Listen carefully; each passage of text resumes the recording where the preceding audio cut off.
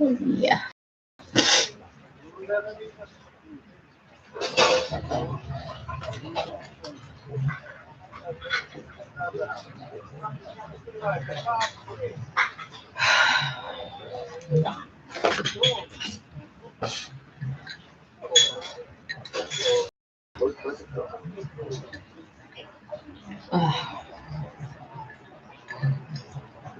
Like, I mean, all the Scrooges are mean, but he's like violently, aggressively mean.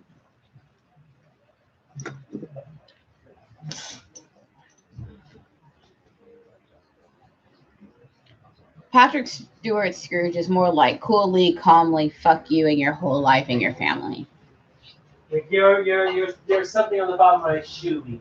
Yeah, like you and your family can go die, and I'm gonna not remember In a ditch. that you ever existed. There's a ditch over there. Go die. Go die slowly in it. In that ditch.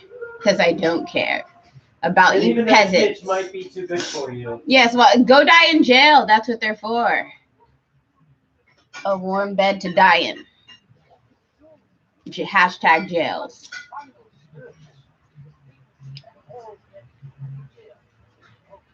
But this Scrooge was like grabbing little kids by the throat. Talking about like peasants on TV should have their titties out. Like, wow. His hand out through the TV. What the heck?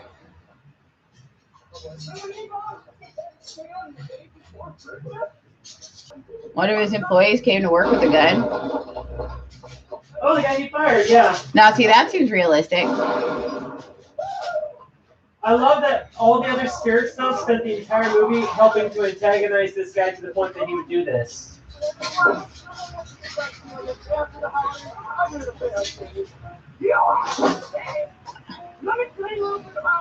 The spirits purposely pushed that little guy to this behavior. Remember back when workplace shooters just brought like weapons that you had to reload after 2 or 3 shots? Right, a revolver, maybe. A good old shotgun, like 2-4 shots. They got to reload. You're like, man, I really got time to get up, maybe run. I can maybe escape. I have a chance. Not in today's America. This workplace shooter would have an automatic weapon. It'd be a lot harder to get away. He wouldn't be slowly refilling this shotgun. So, be a lot harder to get away from that SK. He would have also probably Googled how to booby trap doors. The C4 on that elevator would make it a lot more difficult.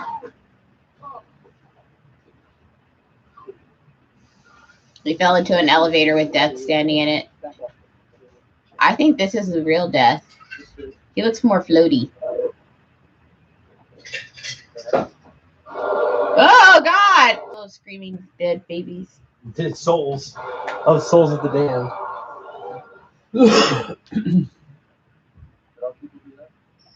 Do our people do that?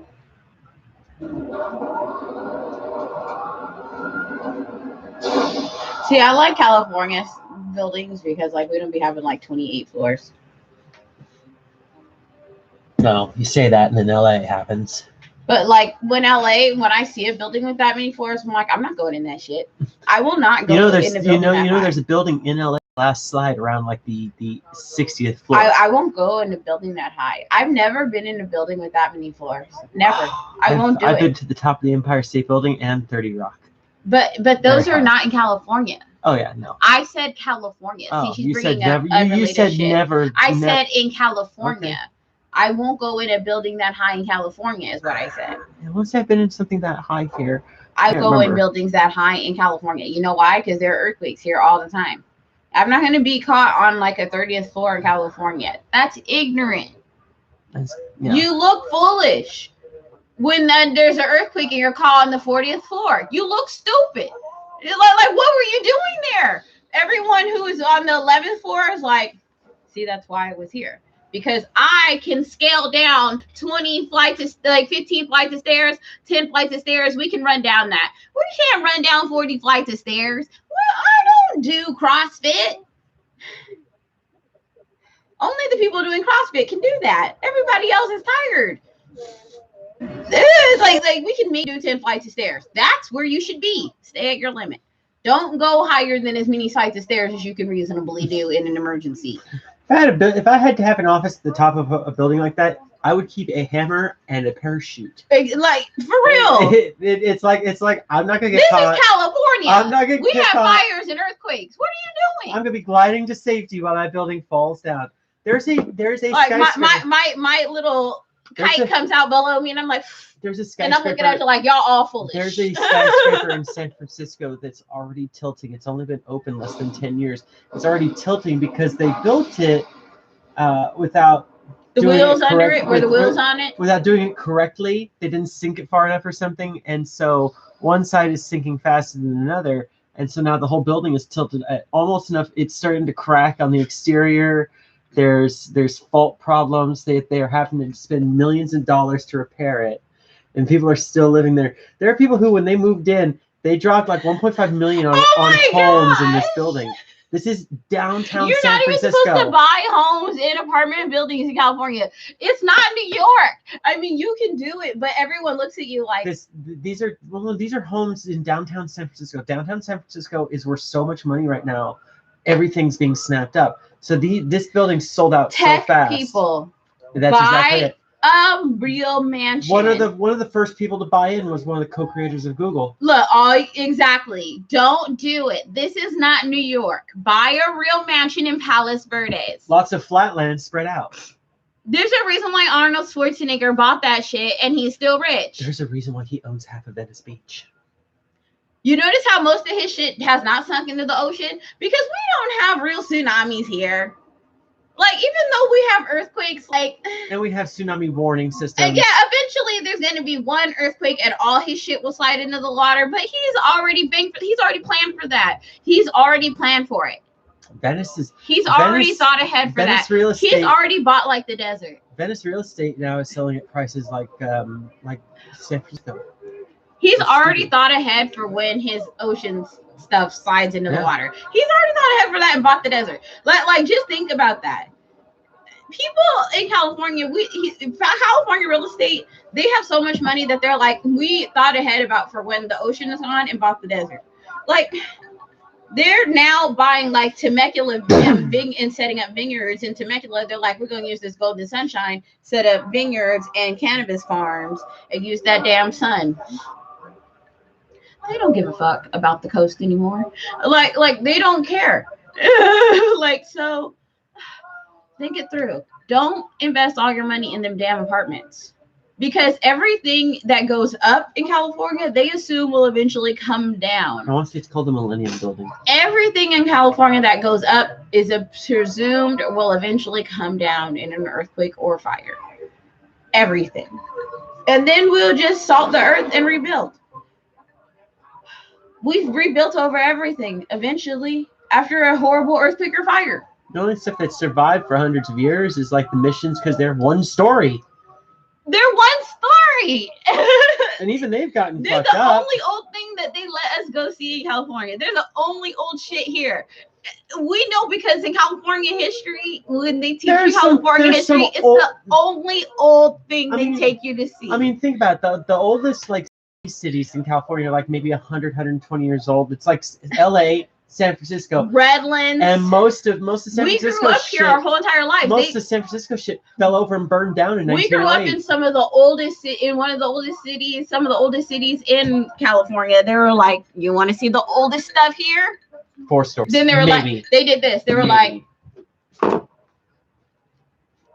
"That's it. There you go." That's it. There you go.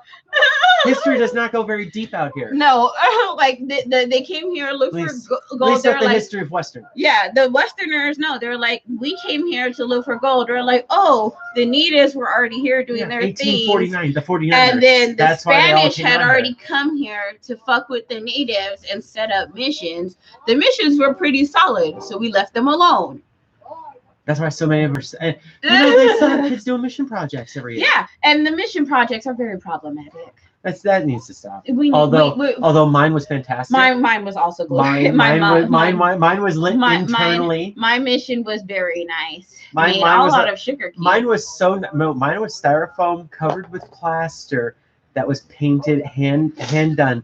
And so when it was done with the project, we ran extra lights through it, decorated it with fake snow, and turned it into a Christmas centerpiece. For years. Mine was lovely. It was made out of sugar cubes. Then we went and got a couple of the Army soldier packs and got all of the shrubbery out of it. All of the shrubbery and trees and everything, and glued all of those in for trees and stuff like that. And then we lit it. I don't remember what we used for the lighting and stuff like that, but yeah, it came out really nice. But they're very problematic. I don't think I would let my kids do that assignment. Like, no, we're not gonna let my kids make Native American internment camps or indigenous people internment camps. I'm sorry.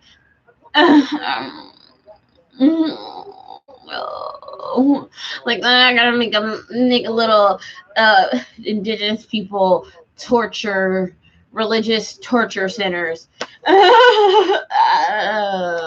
Because of those mission projects, I know how to build adobe bricks. And so, if I'm ever stranded in the California desert, I feel like that'd be a super problematic thing to let my kid build a diorama of. If they make a diorama, it's got to be realistic. Like, kids being force fed food to look good for photographs through the pamphlets. Play it real. Yeah, I'm like, oh, you don't want my kid's diorama on display.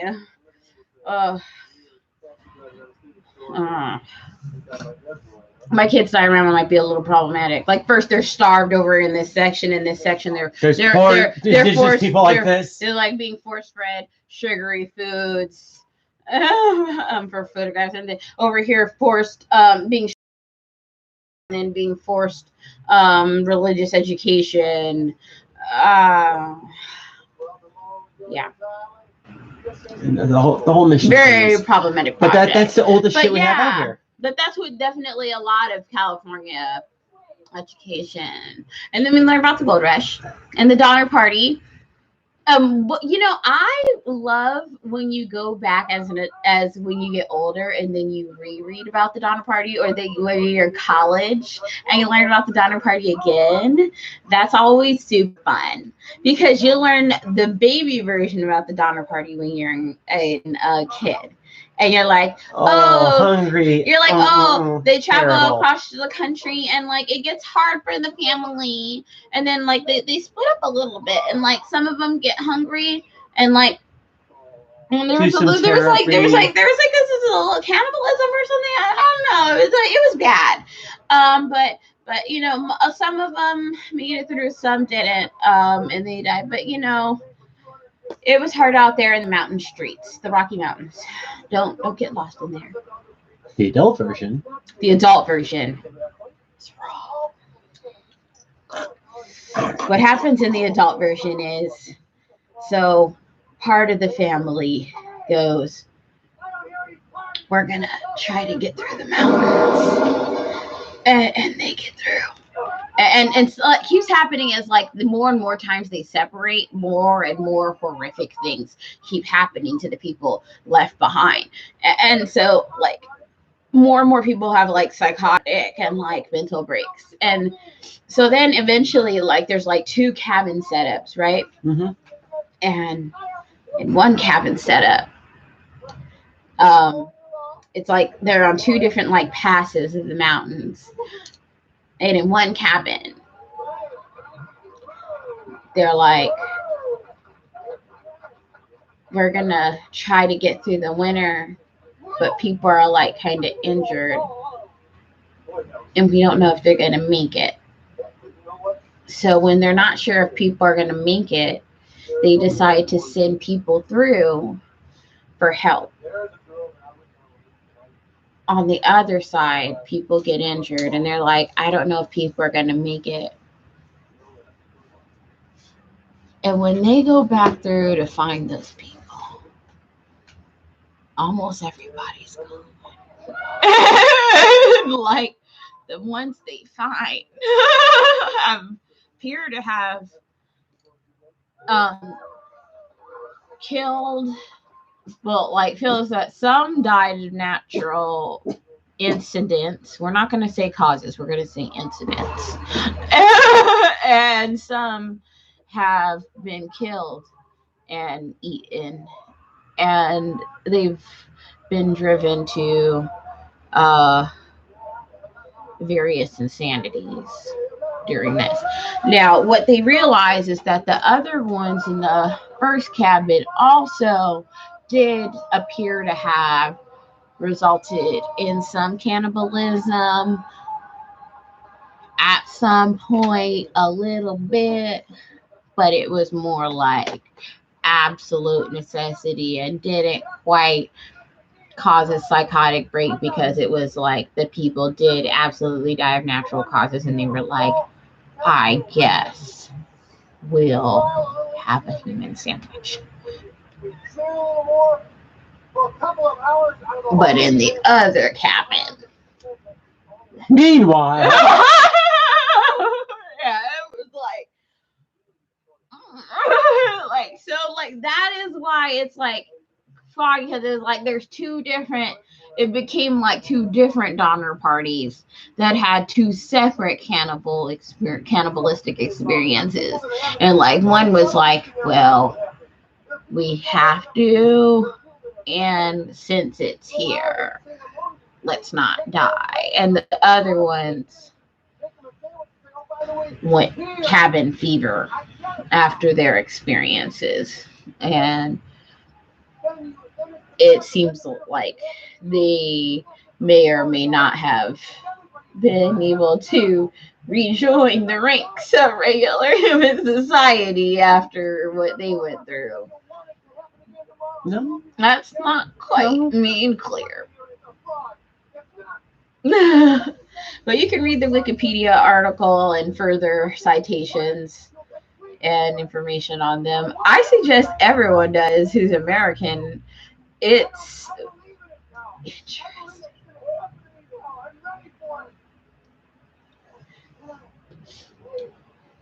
You know, it was the best of times, it was the worst of times.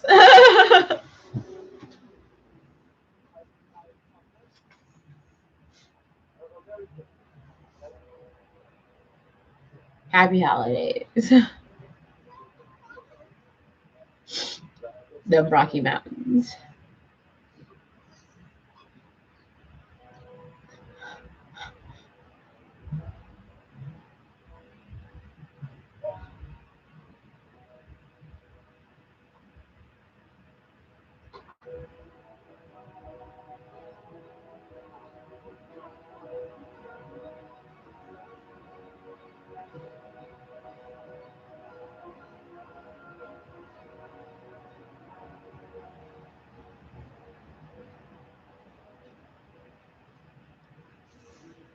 This movie is confusing.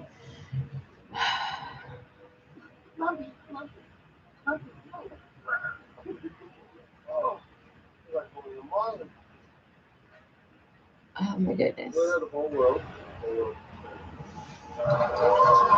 whole world's clear.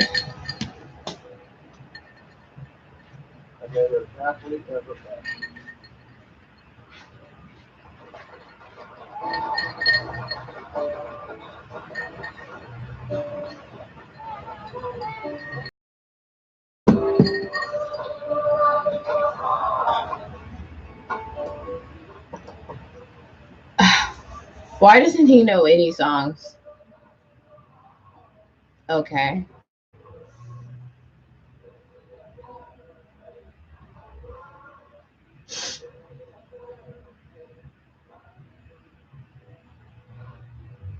ooh, Right? Richard Donner. Donner. It was a Donner party. It was a Donner party.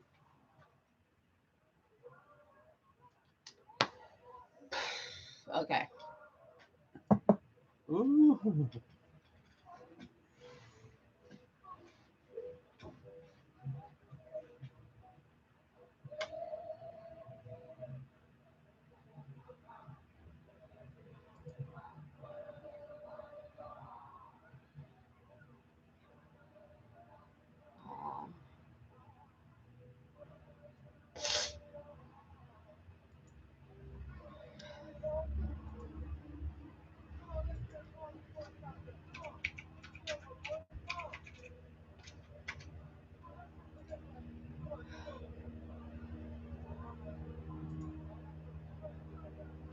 Die Hard, Die Harder, Die Hard 2, which is Die Harder.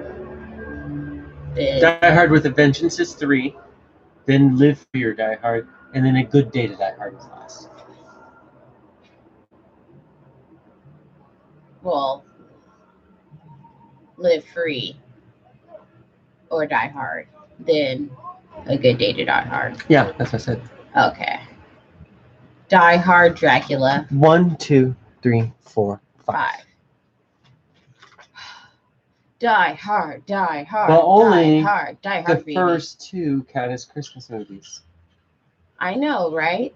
Number 3, I don't remember when it happens, but number 4 happens during Independence Day, and number 5 I never saw. And I don't think I'm gonna bother seeing number 6 either. Yesterday, never. Wait, number 4 doesn't happen on Christmas? No, it happens on like Independence Day. Oh yeah, you're right. And if you're gonna watch number 4, you have to watch the unrated version. So he says "motherfucker" more than once in the movie, which is so rude. Yeah, because all 3 of the previous Die Hards full of curse words. Number 4, they're like, no, we're going for that PG-13 market. Just dumb. Dumb. I don't care about teenagers, and no one should. No one should. They're terrible people. They are. As somebody who was a teenager, and immediately when I was a teenager was like, we're trash. Teenagers are damn near soulless. It's something about bounds of morality and empathy, and you're just like, what is it like to not experience these things? Like what is it to go back to feel what it would be like again to not truly know what it's like to experience caring for another life. That really tests you as a human being. And it's not like when they're babies and they're adorable. It's different because they're the same size as you and they're making eye contact with you like adults. And they're saying shit to you like, I'm grown. And you're like, don't hit them. Don't hit them. They're not actually legally an adult, and I know that. I want to go to jail. I don't want to go to jail. I don't want to go to jail. I don't want to go to jail for hitting a child. It's a child. I thought you were doing national. They don't have common sense. Oh yeah. They don't have the common sense to control themselves or their behavior. Just because we've done Die Hard recently, haven't we? But I have to do it for Christmas. Oh, no, we have to do it for Christmas, but... No, but I do need to do National Anthem for...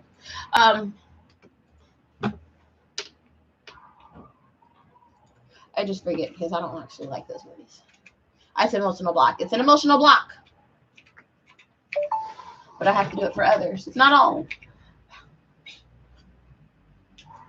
And bottom option. No, top one now. These are here. This is here. Mm-hmm. This shows up.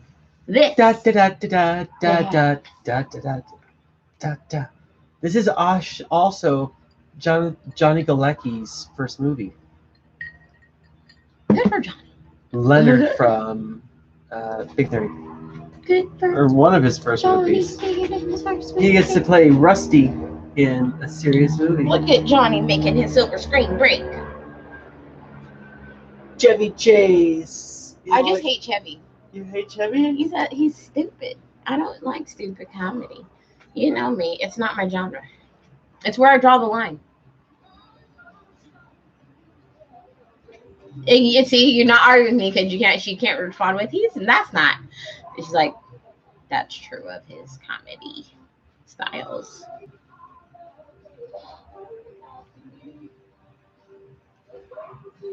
Like when I was a kid, I liked Ernest movies. I will say that, but it's because he's endearingly dumb, you know, like Pee-wee. They keep it endearing, so you're like, "Aw," It's not like Austin Powers where it's offensively.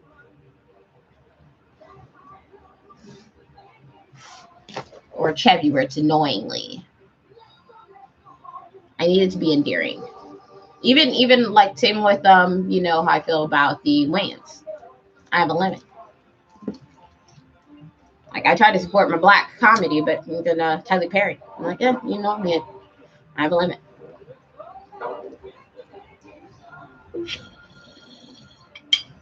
I could watch like 2, maybe 3 Medea movies. The rest, too annoying.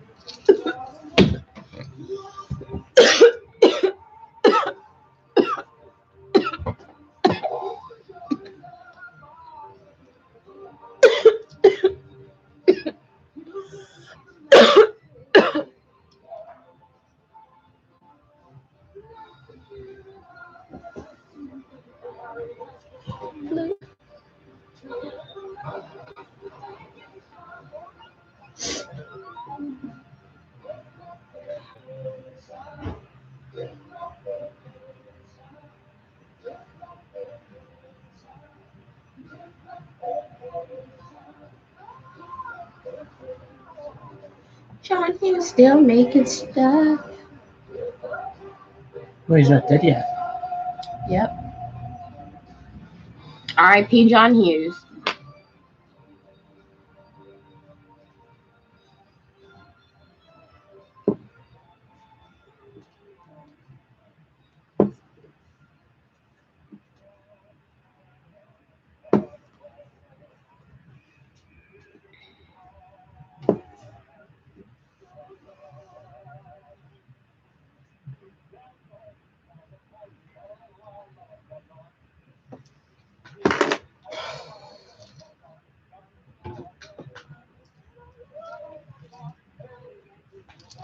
Bob Belcher, exactly. Minus the singing, but Bob Belcher is this kind of dad where he get a tree, make an adventure out of it because family, and also he wants the perfect tree. And the kind of shit Bob got hit them into with the candy cane truck.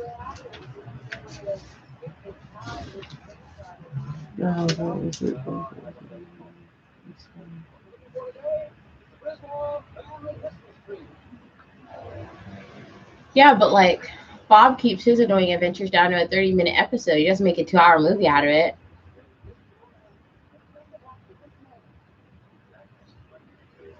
And some people feel like that's too much.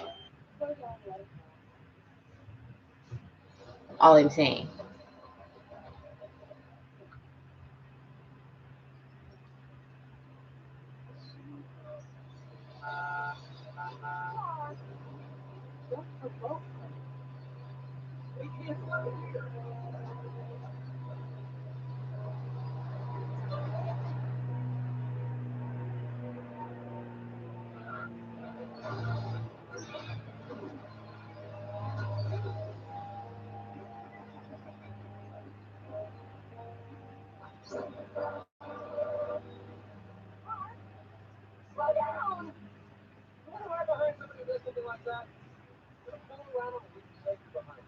Just let it go. Your car's a piece of shit.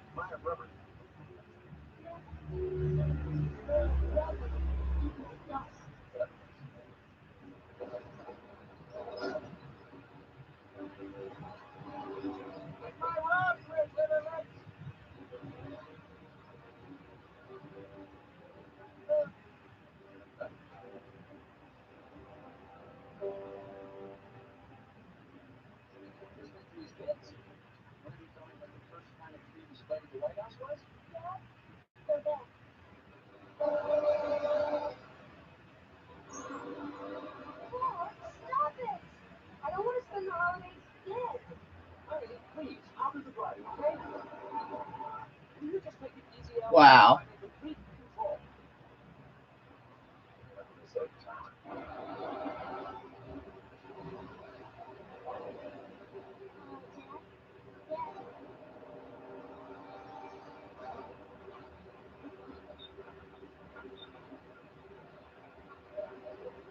Look on Beverly D'Angelo's face. Just the so obvious.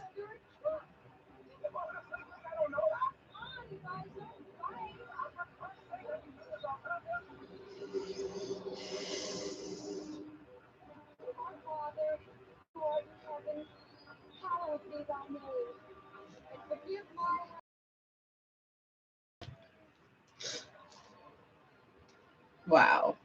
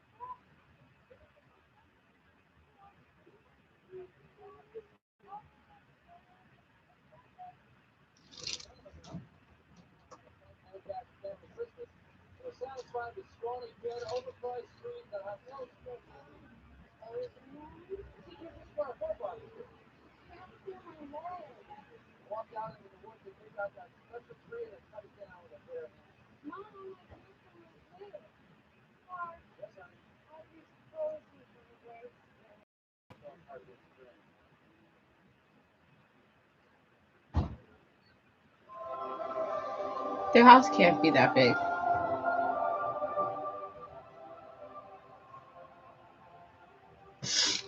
And it would be a dick move to take like just the top third of that tree. Yeah. Such an asshole thing to do.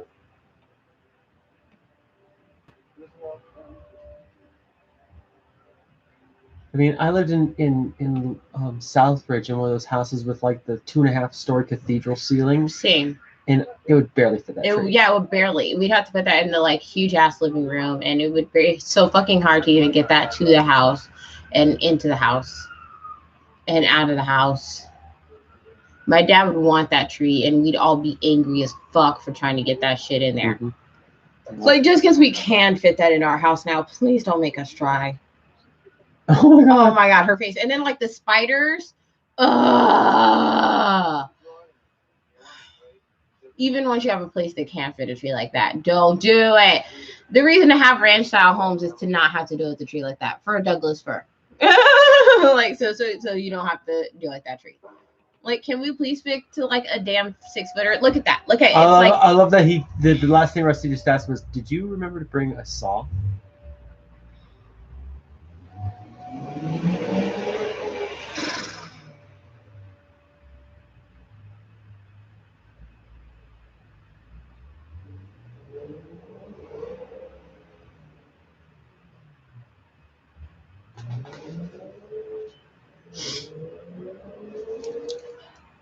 Why be this human?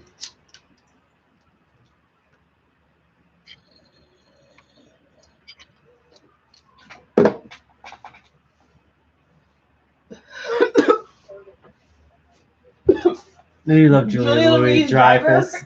Julia Louis-Dreyfus in this is fantastic.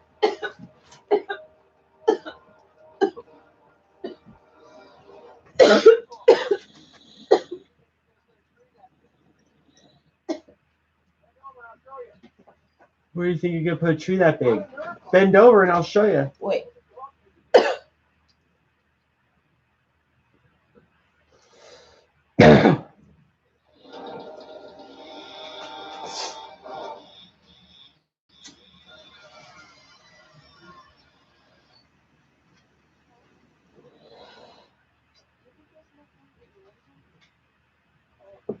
There's enough room for the angel.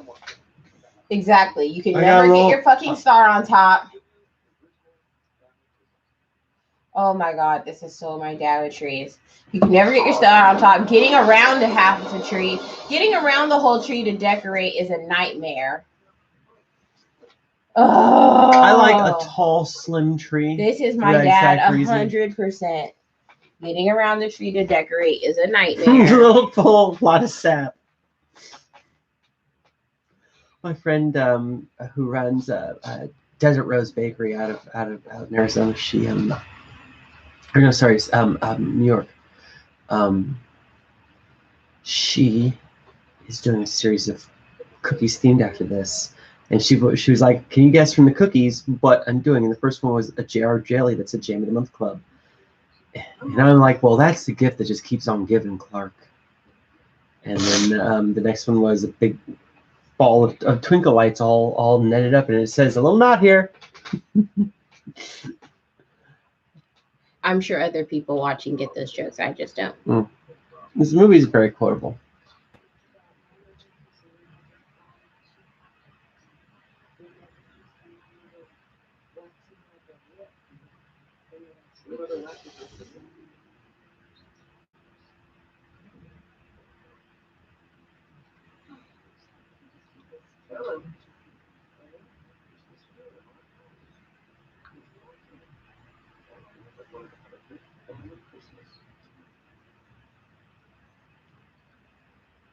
Like when I say I don't like National Lampoon, to be clear, I don't like National Lampoon movies. I avoid them all the time.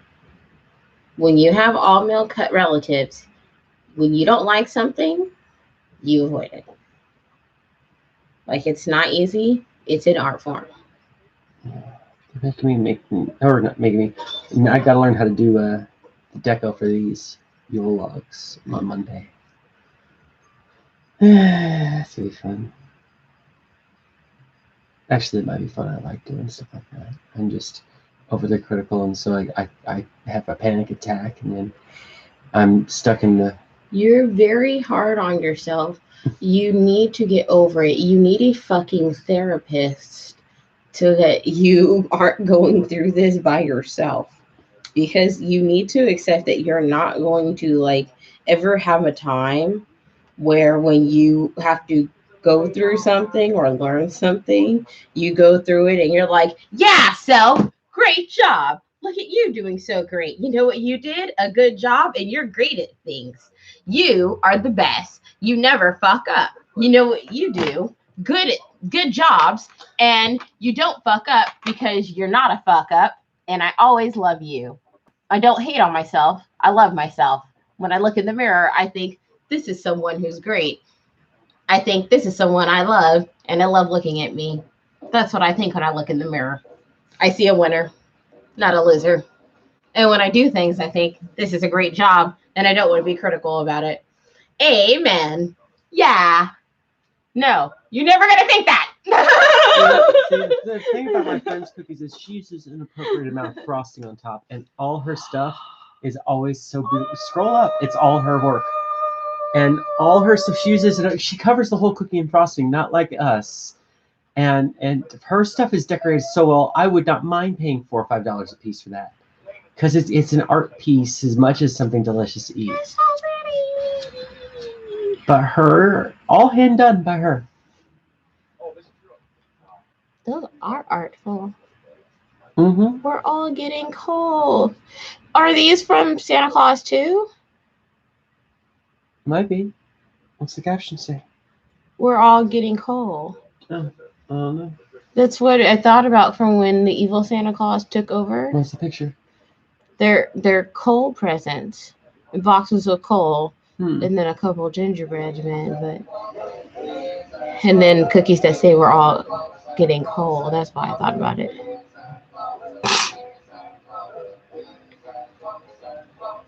Can't see the line, can you, Rusty?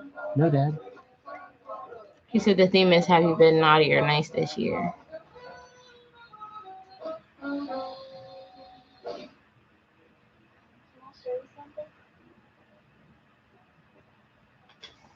You're so pretty. You're showing him two somethings there, sweetie.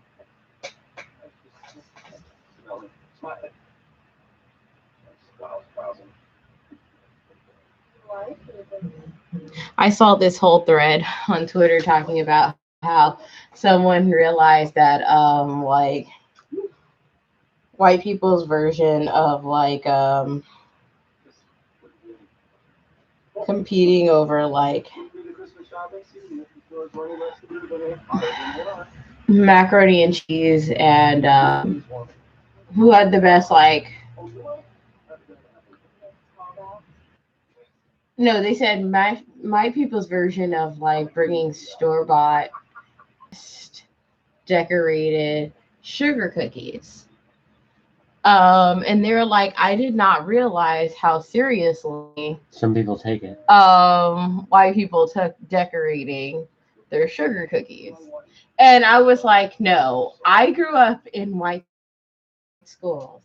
And if you bring store-bought sugar cookies to a Christmas event, there will be at least one woman clutching her pearls. Last for years. I'm like, you won't be able to get a tan ever. I was like, 4 years, people would be like, I heard Heather's mom brings store-bought to these cookie brown exchanges. The brown ones with that half-inch of frosting on them. I hear she just goes by Bonds and gets store-bought. So. Oh, that's terrible. I spent 3 hours to cookies last night. like everyone will be talking about Heather's mom. Oh. For her cookie exchange. Had me making like a whole full set of multiple different different cookies, multiple variety of different cookies for the cookie exchange. I made maybe 5 different varieties of cookies, including one just sugar and what else? Oh, and dark bittersweet chocolate chips. And you have to have and then I have my lemon cookies. And then I have the peanut butters that are dipped in chocolate. And then I have a regular chocolate chip cookie. Instead of chocolate chips, I do a chocolate chunk. And then I love this. Yeah. And so I do a 5 variety 10 exchange. I'm like, no, people don't play. It's like, because I was like, no, you can't. And then you have to do a roll with just well-decorated royal iced sugar. Oh, and gingerbread men. Yeah, have to be proper. You can't show up with just like little smiley face on them or no. Have to come with a ginger. I do. It's like if you don't do a gingerbread man, you have to do a ginger snap. I think I should do a gingerbread house for my mom's house for Christmas Day. I think I should show up with a gingerbread house. What do you think? Oh, and I do a snickerdoodle. A delicious. Oh yeah, yours are really snickerdoodle. Well, what do you think about doing a gingerbread house with me for? Ooh, I would love to do a gingerbread house. For mom's house for Christmas. That would be so fun. We just need to map one out. I want to do stained glass candy windows. I want to do internal lighting. Stained glass is something I've been wanting to do for a very long time. Stained glass candy windows are so candy. Fun and easy. We just need to buy a bag of Jolly Ranchers. Yes. We crush them up, separate them up by color, crush them. I've been wanting to do stained glass for a while. Oh, it's so much fun. It is. It's so much fun. You get really intricate with it, or you can get really simple with it. I'll put like a little scoop of a couple different colors in there, stick a stick in it, and once it's hot, and just kind of swirl it around a little bit. And then when you put lights inside behind it, it's got this beautiful just. We're glow. Getting into it, y'all. It's Christmas. Oh, little knot there. See? Oh God. That's what the cookie's about. My mom every year and those are proper. Until I became. Those are proper. I became the person who was like, oh, we're getting super into organizing and putting the Christmas lights away properly because I refuse. Oh, I started winding them back around the plastic things. Yes, I was like, no, I refuse to do this. I was like, my OCD will not. We bought those special roll things. Yeah. So now my mom's decorations are put away very organized. Now she's like that. She's very OCD about putting her decorations away because we're like, we will not deal with these bundles. Not anymore. No, they come off the tree into the loops and back into their boxes. We keep all the boxes and everything goes back in the boxes. I love doing lights like that. Oh. You didn't lock the ladder. I love doing big lights. I love doing lights on the house. My brother does all this. Although I was always a fan of. My brother did it for the shopping center in Redlands, so he got up to professional standards because. Oh, my mom told me I should definitely sell my services to people in the neighborhood because that's what I'm OCD meticulous about. I will sit there and I will line up the lights exactly 1 inch away from the awning, and I'll sit there and go all the way down, each bulb pointing at exactly the same angle, so you get a clean, sharp line all the way down your house. None of this we need a brush. jaggedy edge. a new fine pastry rash. Because we have several, but we need a fine one. Like an actual. See, I used to keep a big staple gun like that. We have one of those. We have two. We have a big one and we have a T150 staples. You put one in on each side of the bulb so you can point the bulb straight out from the house. On each side of every bulb. That's how meticulous I am. It took a while to get everything down. Because you have to keep refilling the gun. I didn't fuck with the ladder because it required too much moving. I hung off the side of the house and did it upside down. Go off the roof. Yeah. I don't think my brother does his ladder really either. Yeah, I hung off the side of the house and just did it. He does it dangerous style. Did it upside down. Now that he's older, he might. Along came a clatter. Well, also our roof was on a 100-plus-year-old house, so it went up at an angle like this towards the top.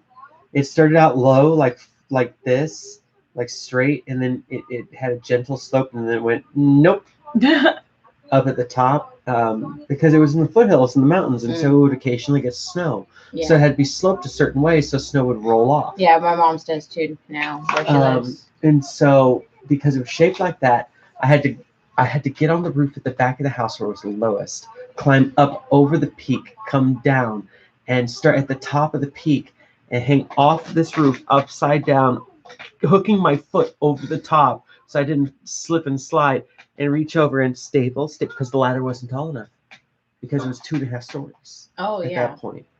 And so it's staple, slide, slide, slide, staple, slide, slide, slide, staple, slide, slide, slide. I had a special shirt that I would, there's like the designated shirt because it would be ruined by the end.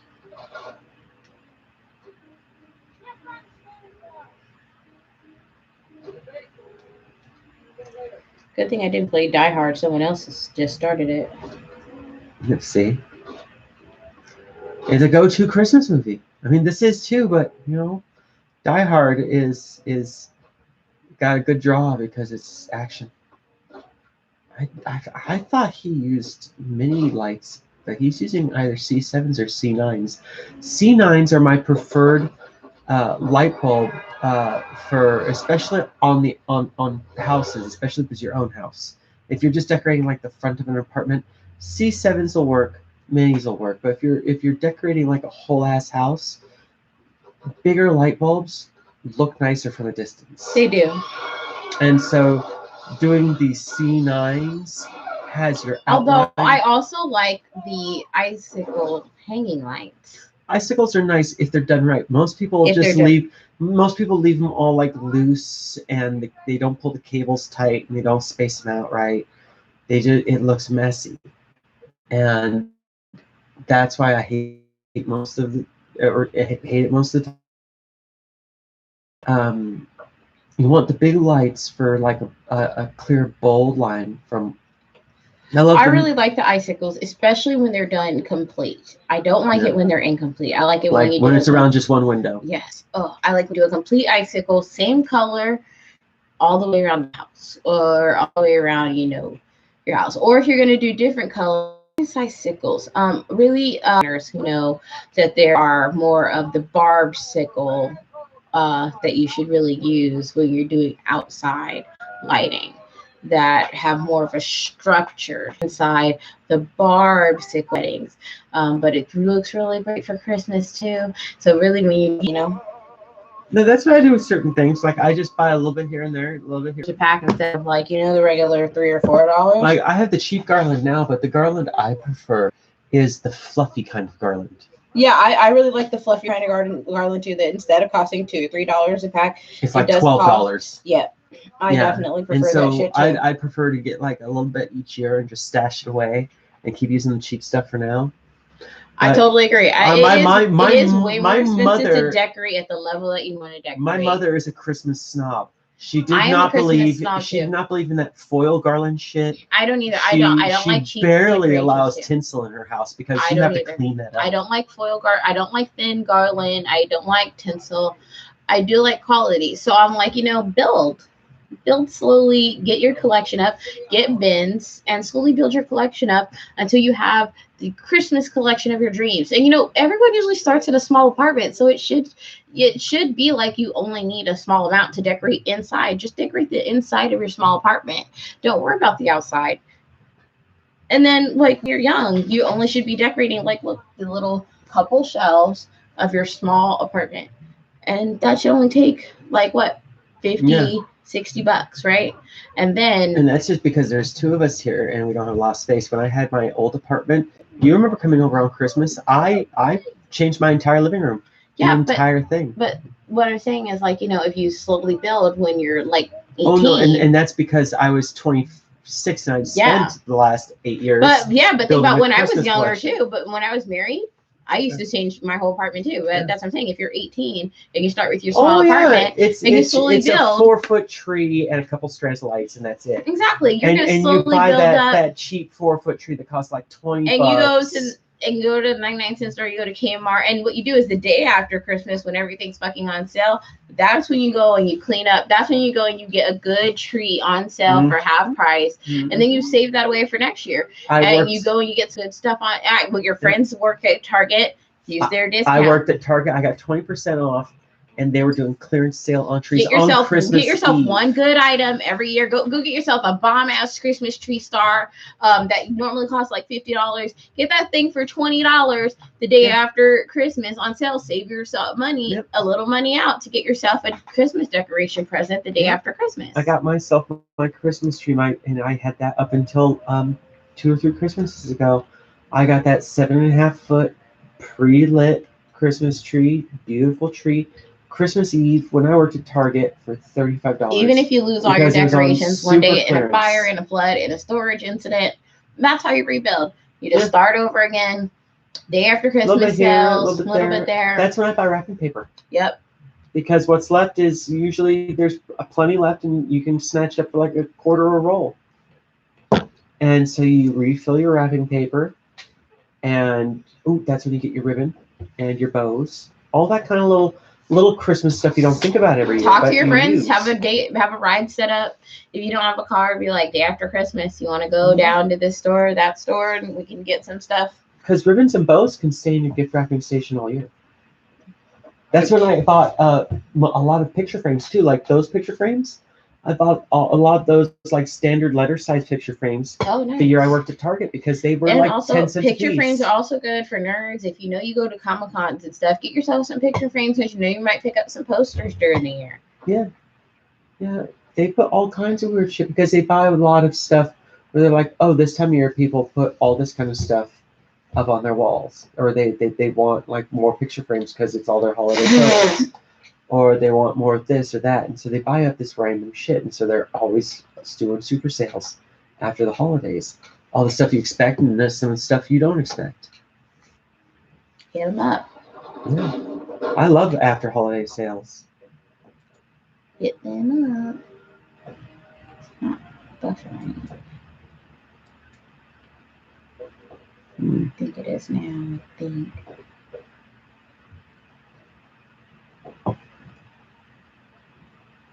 We shall see. Yeah, no, I love the holidays and I love decorating for it. Normally, this is the first year where I haven't like just smacked her in the face on Black Friday with all my Christmas stuff. Normally, like as soon as I wake up the day after Thanksgiving, everything is out, and I am like, cleaning off all the surfaces because I'm putting out all my fake snow everywhere. Normally I'm annoyed by it. This year I was kind of like disappointed it didn't show up. Mm-hmm. It's creeping in this year. It wasn't the full rollout. Normally I'm the Christmas monster. Normally Christmas shows up and I just go full tilt. There's normally fudge already been made, marshmallow. Where's my fudge? I swear to God, bitch, if I don't get my fudge this year, if your mom fucks up my fudge and puts nuts in it again this year, I'm coming to her house and I'm rolling on her. She only ever does one batch of nuts, really. Last year, all of it had nuts. I'm coming to her house. Remember she put nuts in all of it last year? I didn't get any fudge. There was no fudge for me. She bought the stuff to do fudge, I think, on Sunday or on Christmas. There was only peanut butter fudge and then fudge with nuts. I had no fudge. You came in here looking full of shame. You were like, oops. Fudge. We can make fudge. I can get out the recipe and give you a list, and you can pick up the stuff. Yeah, I would like that. We can make fudge. Yeah. And we could get out my big Christmas tree mold and make a giant fudge Christmas tree. I would like that. I don't know why we're still yelling. Because this is the energy I've adopted. I just want some fudge. I can never remember if it's condensed or evaporated milk, but I know we're going to need one of those. I think it's condensed. Honestly, all I got to do is look up maybe Eisenhower's $1 million fudge. I was like, I'm going to get some fudge. We're going to need cans of marshmallow cream. I like marshmallow cream. We're going to need several cans of it. The little round with the blue lid? Yep, because each batch requires one full can. Ooh, okay. I get all that buns. Yep, we can do fudge. Fudge judge, and then whatever chocolate you pick, that's the flavor it's going to be. So any kind of chip. Ghirardelli or the Baker's.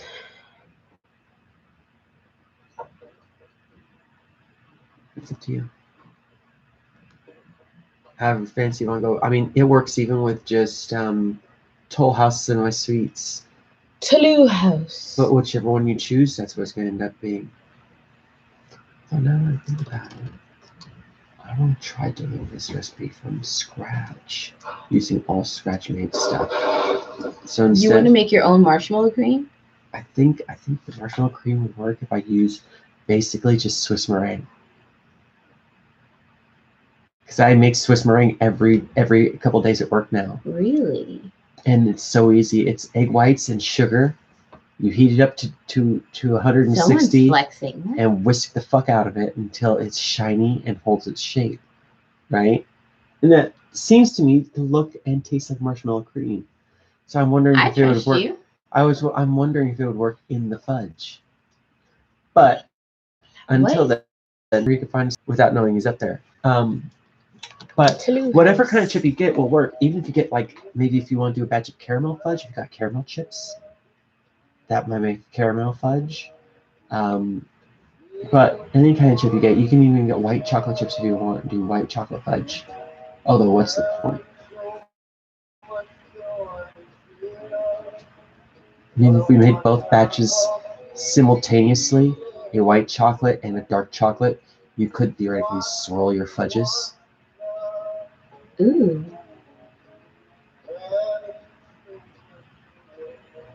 But see, the thing about fudge is you would have to swirl it as you pour it, because fudge begins to set almost immediately as it's taken off the heat. Yes, it does. As soon as the heat's cut, it begins to form a skin. It begins to crystallize into its final shape. I have to start getting ready for work.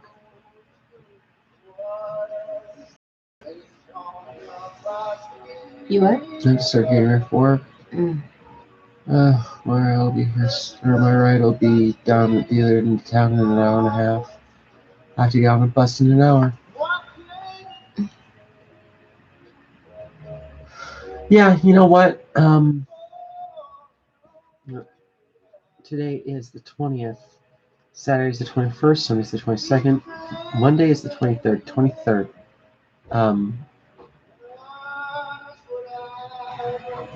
I get off work till the afternoon. We can do some of our holiday stuff tomorrow if you want.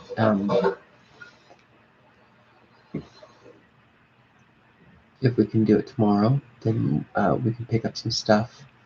And we can do fudge tomorrow. And we can do maybe some cookies. If you want, we can do some stained glass cookies for the tree. Sugar cookies or something like that. Or gingerbreads. Then Monday night, if you like the gingerbread house. I might not go to Mom's Sunday. Because my friend is thinking about doing Six Flags with me. If she bailed and do something on Sunday, which it might be the time she wants to do fudge. But I gotta find out. Trying to get into the swing of the holidays. I haven't bought anybody any gifts. That's bad about that.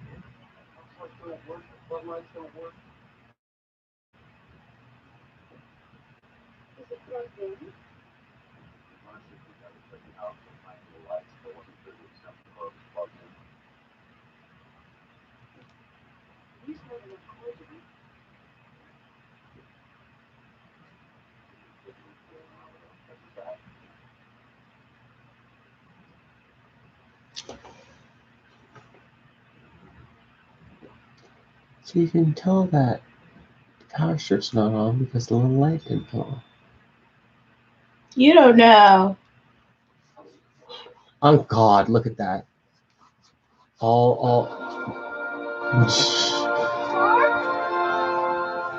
He's got so many things running through one fucking outlet.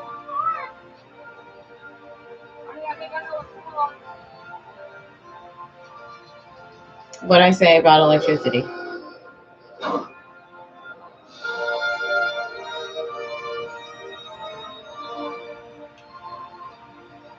How many? Look at how overloaded this outlet is. How many scenes like this are there in movies? But like, I'm wrong. But they acknowledge that it's using a stupid amount of electricity, and somebody even calculated the cost because it's 250 strands of lights at 100 lights each, 25,000 Italian imported twinkle lights. Imported Italian twinkle lights. They said it uses 10 kilowatts a day to run his lights. His whole setup. See, look at that outlet. That's bullshit. There's like 30 extension cords running into one outlet. Jesus.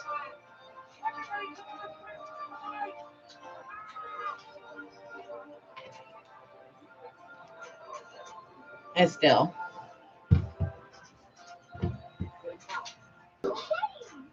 Wow. Literally blinded by light.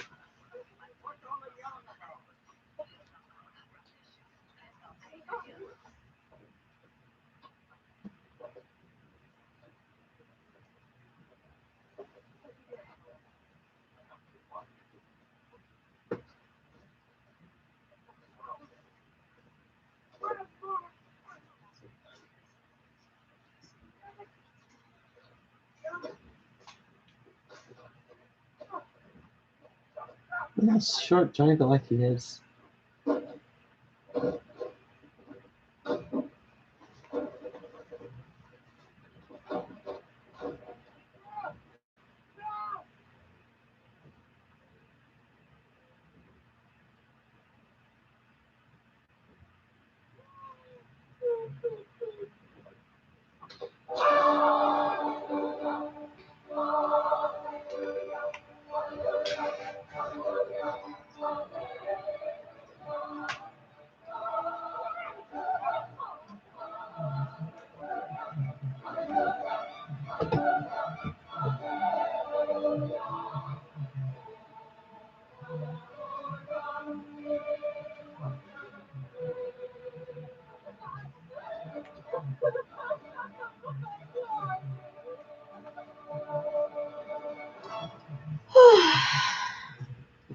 They're yuppies. They're getting what they deserve.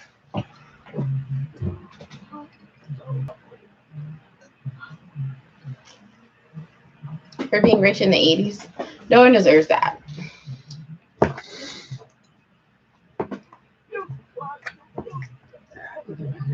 Those lights are too bright.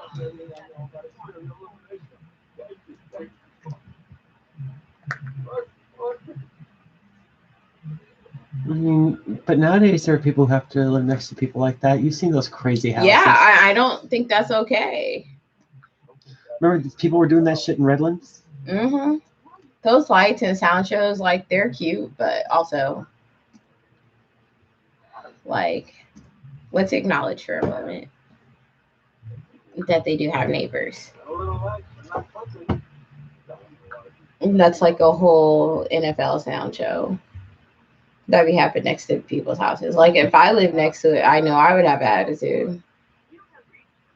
Oh, this.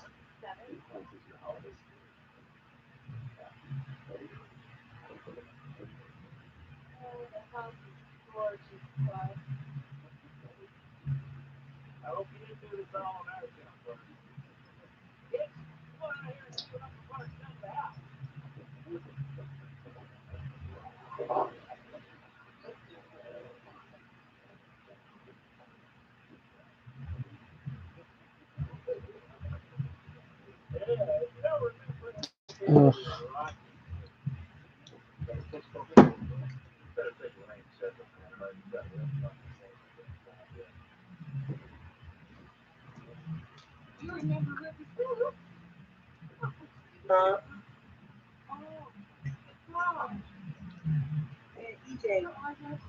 I think this email you only one little book.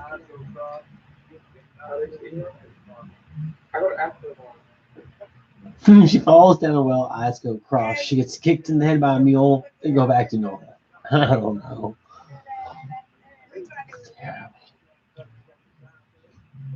Yeah. Not the other day after. I thought it was BJ get his hair braided. so much. I was these nephews, what's going on? Work. I didn't know.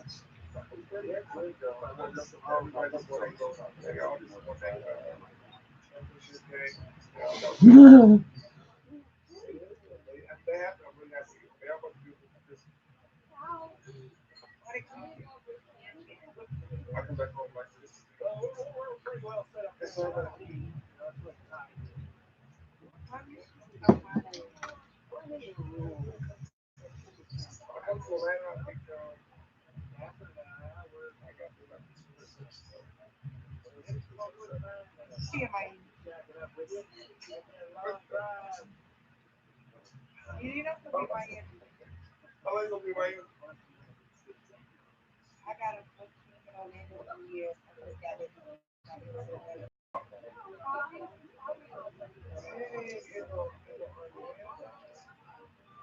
I know, bringing it over there, but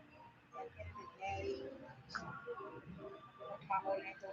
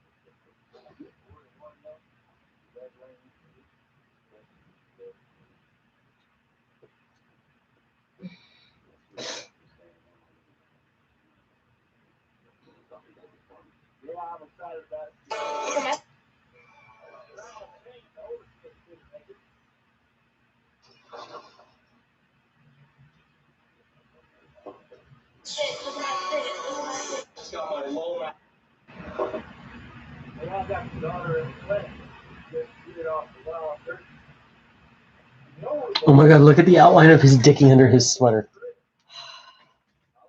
I love everything about Eddie's aesthetic. Everything about his look is always the worst. He personifies. He's like out here living. You can't tell me.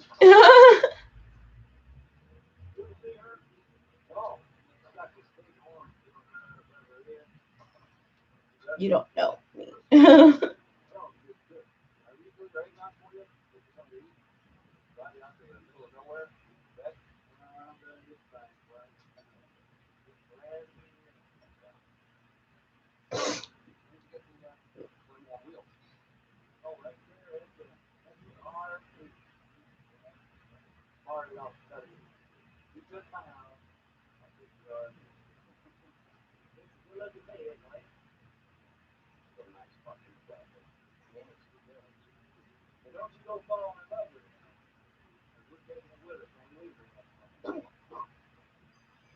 Next month.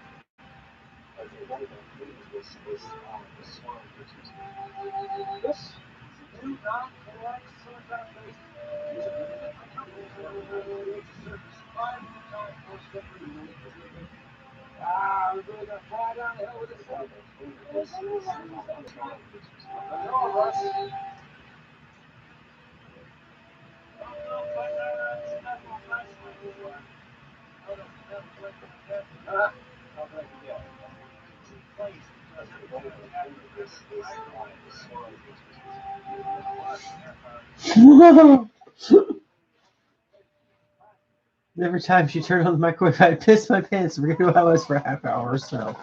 That's quite a side effect to having that plate in your head.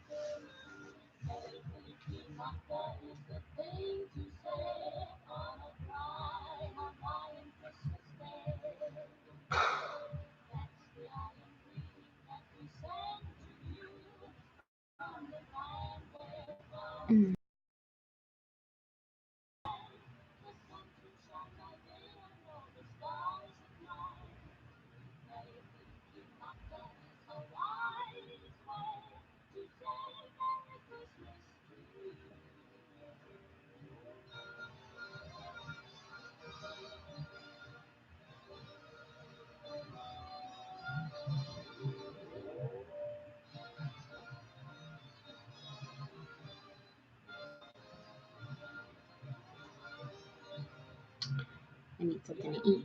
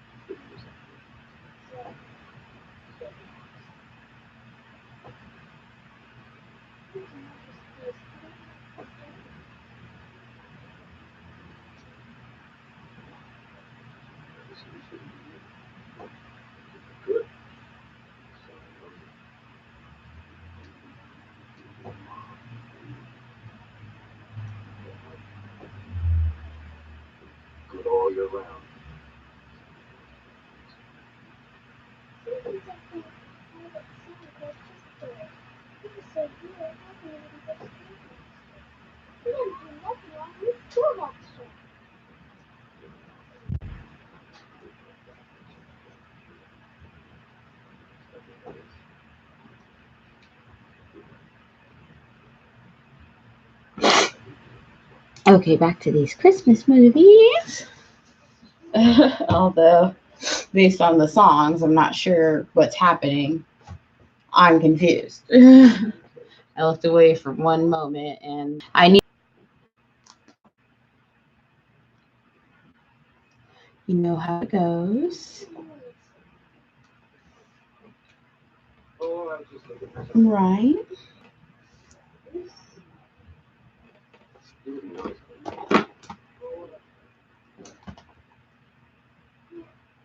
Okay.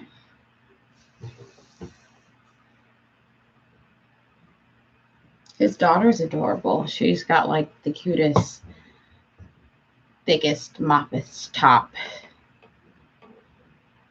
that they have not put a flat iron through, and I love it. I don't know why they haven't flat ironed her hair, but I love it that they haven't.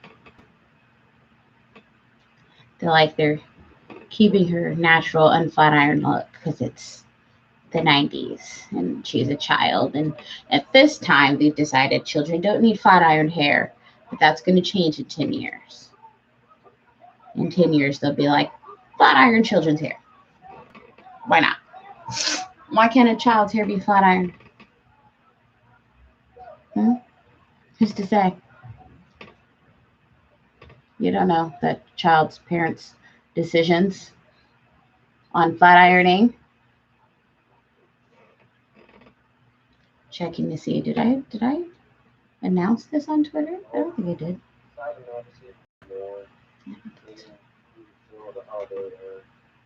Unforgettable.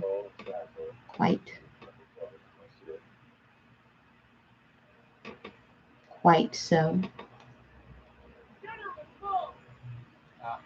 As is my way.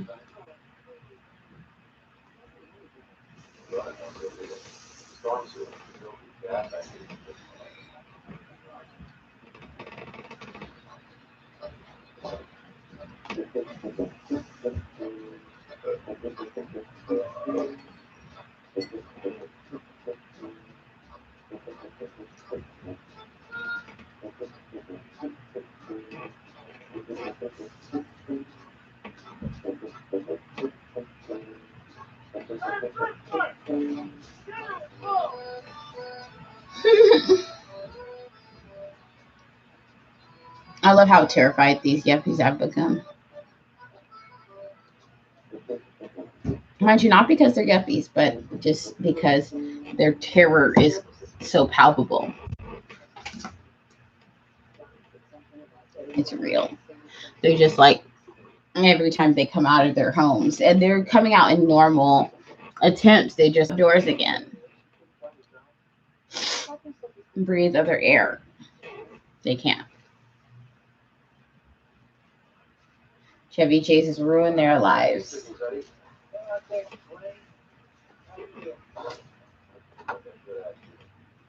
As much as he ruined my life when I wanted to watch other things when I was a kid. My brother insisted on continuing to watch these movies. And I was like, why?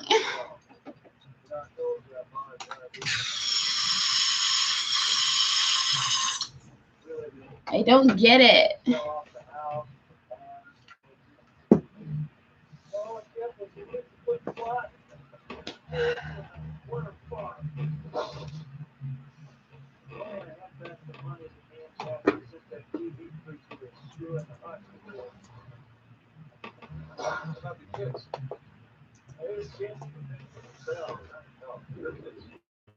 But my brother and all my cousins were like, oh, you're going to keep watching National Lampoon movies until you do get it.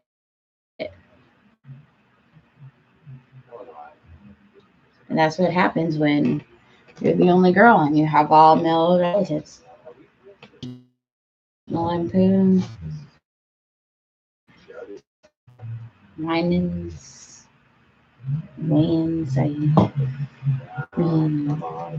Austin Powers, Dragon Ball Z. So many things. You're just like, I don't get it. It's not that I don't like some boy things. It's just there are some things that are.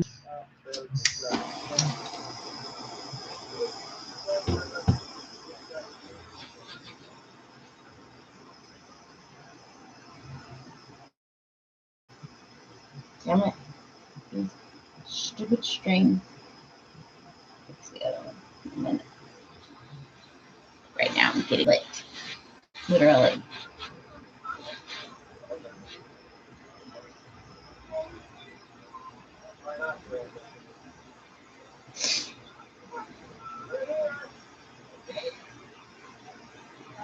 They made it somewhere. Where have they made it to?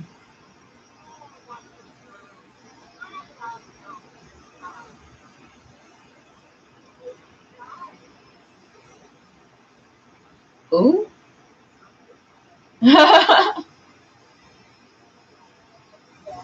Who is the wife in this? She's like vaguely familiar. That's one thing I can say. Like, I really appreciated when I was watching The Righteous Gemstones this season. Like, I really appreciated that I recognized the wife's character, the actress. Because the actress, like, she played almost an automaton, like a religious automaton, most of the season. But I knew the actress and I was really excited to like watch her come alive. I was like in anticipation most of the season, like God, I knew who the actress was. And sometimes that's all you're waiting for in a show or a movie because you know who the because they're such a good actor actress. That's what you're waiting for. You're like, oh, they're gonna be getting put to use for sure. Oh, there it is. I'm not tissue. The staples.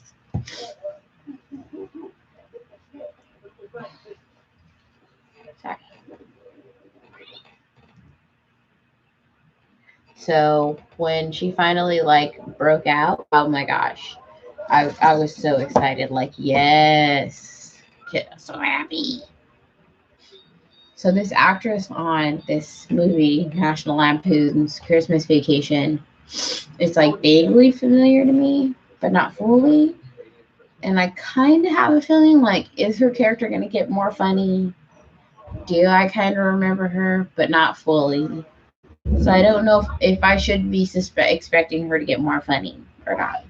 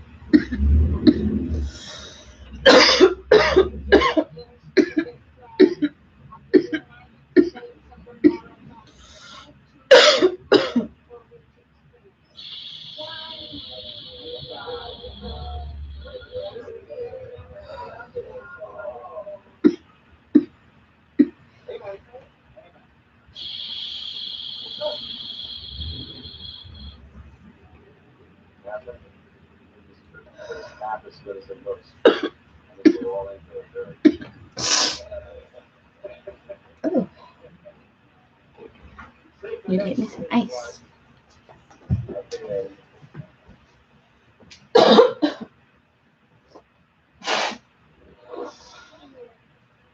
Oh my goodness, the turkey. No, this turkey did not just split all the way open. Oh my god, that was ridiculous.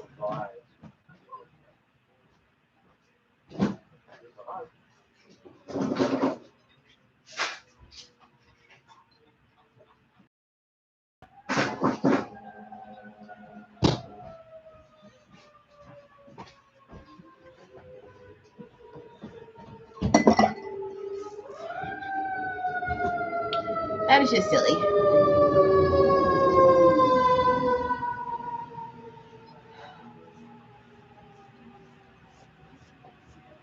This movie is silly.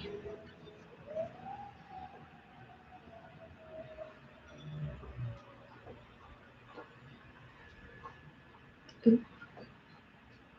Wrong.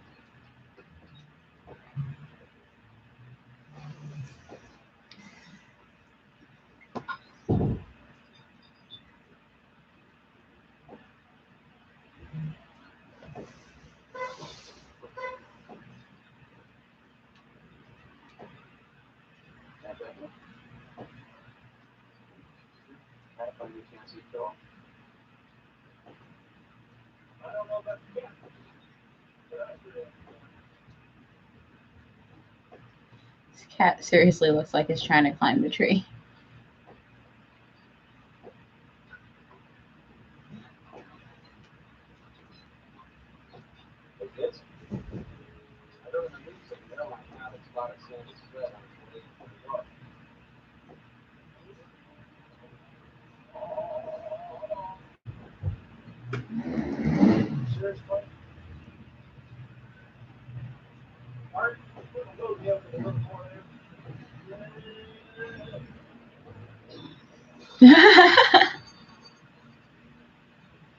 Yeah. I don't even remember this seeing National Lampoon's Vacation. But because my brother likes the National Lampoon movies. Used to try to make me watch them back in the day. And then when I didn't want to watch them with him, he'd be like, I don't want to watch that girly stuff with you. And it's like it has nothing to do with not loving your brother. It has to do with I didn't want to watch National Lampoon. So that's the holidays with siblings. I didn't want to watch National Lampoon's Christmas. He felt like I didn't want to.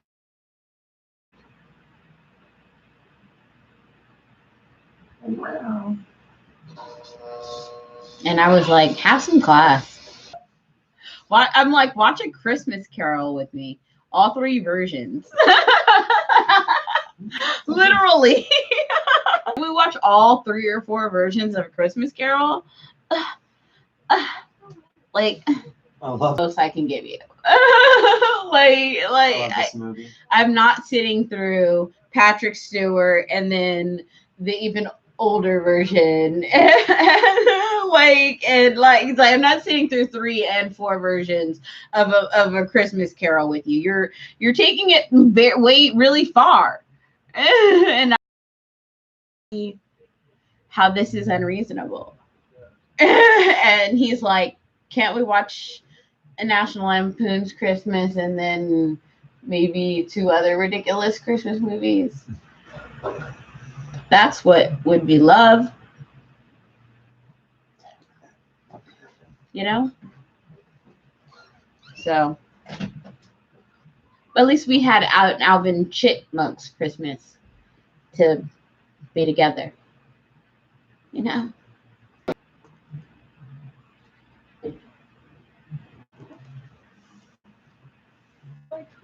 But he liked to watch A Christmas Story every year. Literally, my brother watches A Christmas Story the entire 24 hours that it's played, over and over the entire 24 hours. I'm like, today I watched Miracle on 34th Street. I was like, that's what should be played 24 hours on Christmas. A Miracle on 34th Street, the old version and the new version, are really important and about the meaning and commercialization of Christmas. And it's about the spirit and the commercialization of Christmas. And that's honestly, I think that should be replayed 24 hours. So honestly, that's what I would play. Hey, stop it. Stop it. Oh. Shh, shh, shh, shh. Stop it. Oh, stop it. Someone might be obstructing me. Can you stop it?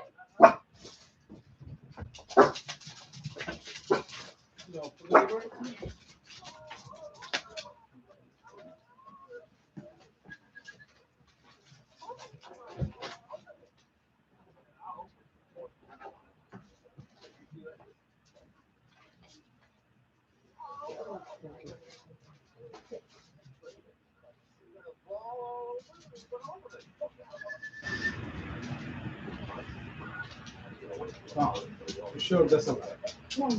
You sure? Yeah. Thank you so much.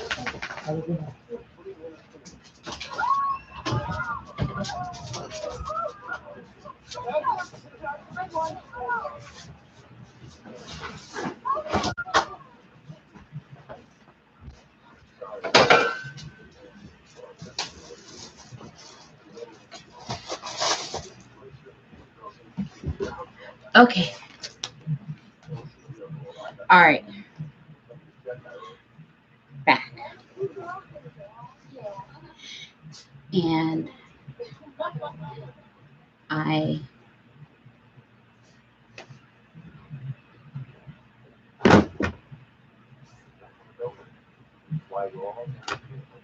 feel bad that Delivery people feel bad when you tip them.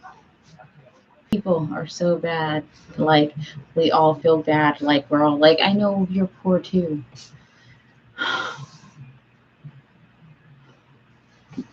People don't understand, like, how only poor people are nice. No one understands. No one understands.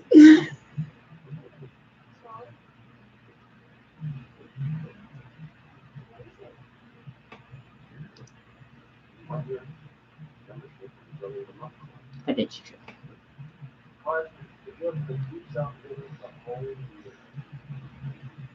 That's why, like, we have to be nice to each other because we're the only ones that help each other. That's why I feel like I know, like, the only people who will probably help me are poor people. So, you know,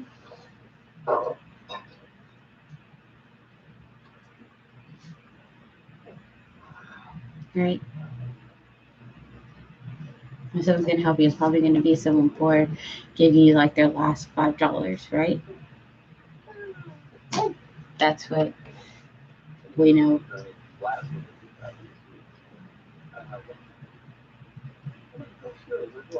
And then other people are nice, but we know that poor people really understand. And it's really taught us a lot.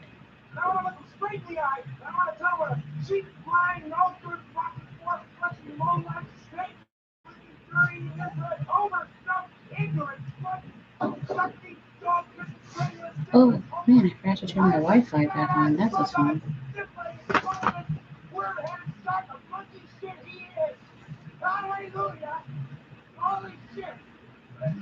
Why is this guy going off?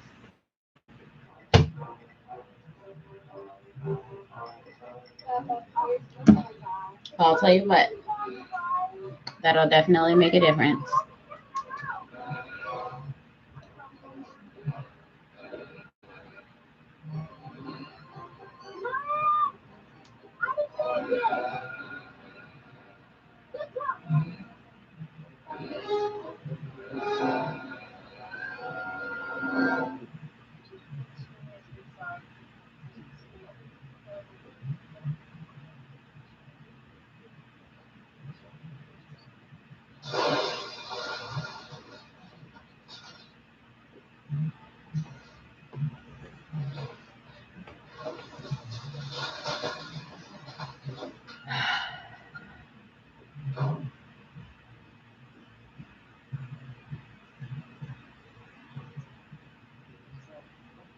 This picture is so pretty.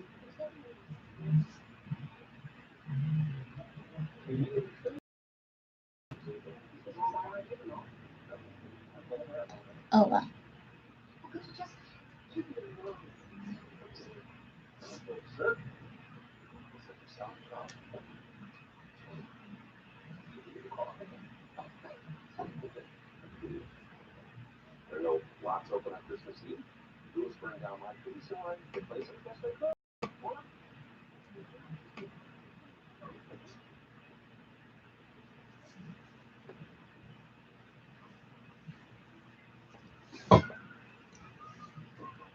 What is he? What? I mean, what? Oh my goodness.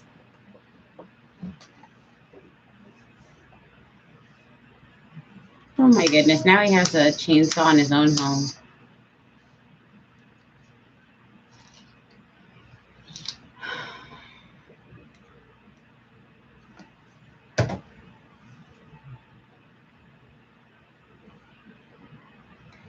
There's a lot of stuff guys do in movies that women would be institutionalized for. I just want to point that out.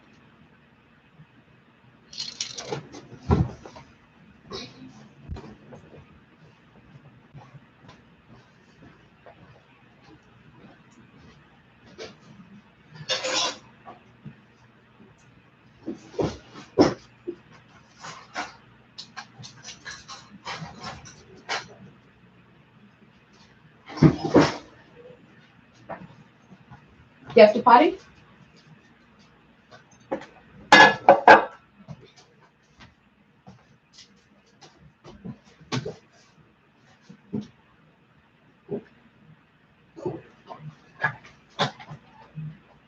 Good boy.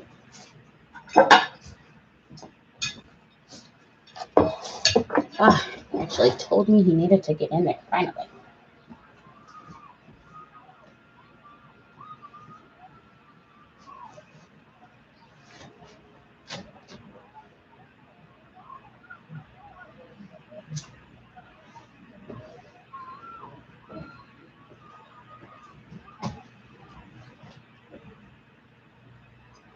You good?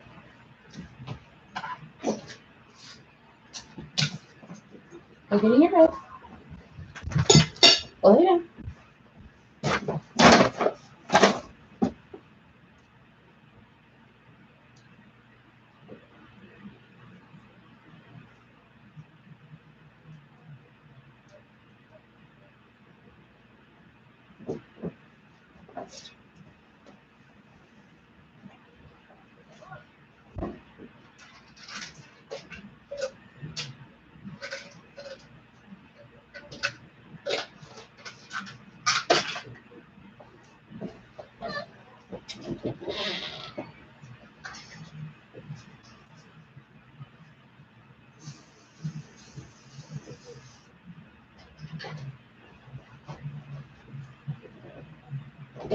What? You okay?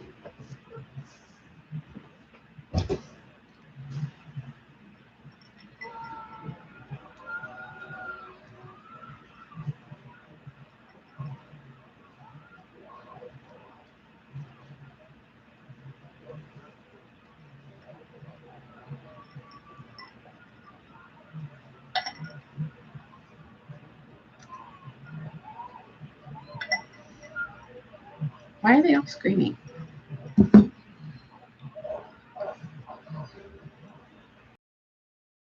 Squirrels? Rottweilers?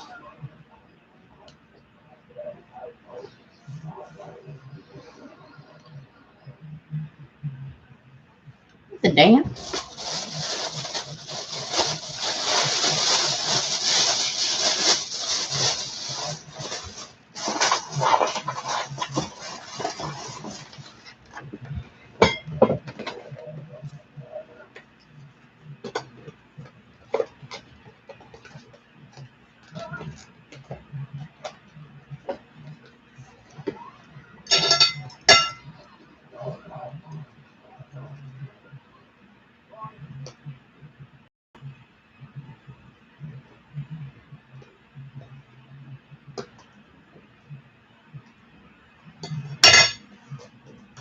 Get in your bed.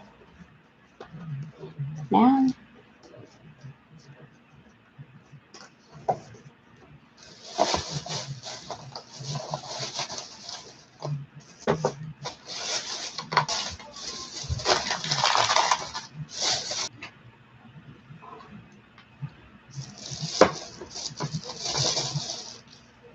My goodness, they have a lot of people in their house right now.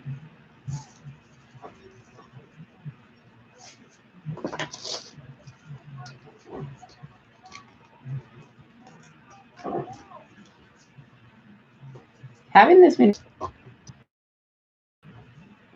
time, this is just a lot.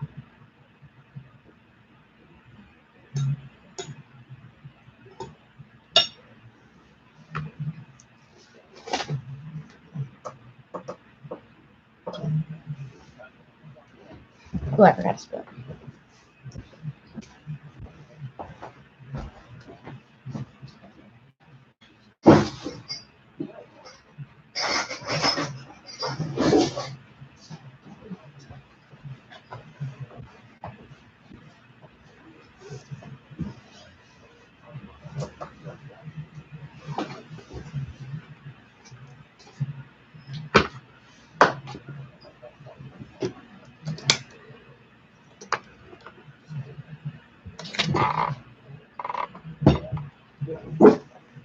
What?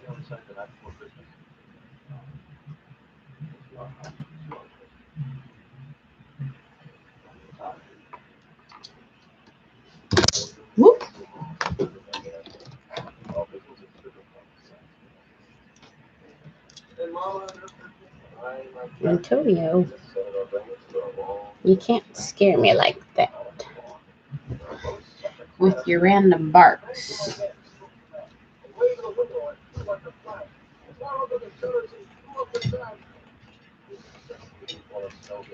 and whatnot.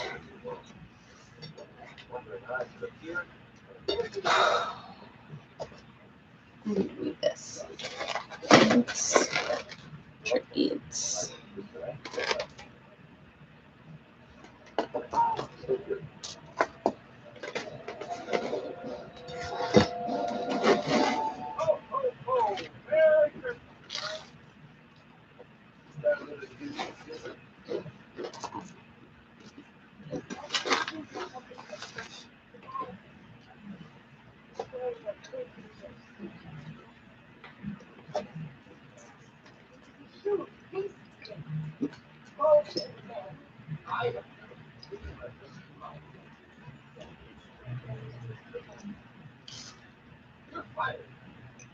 Why?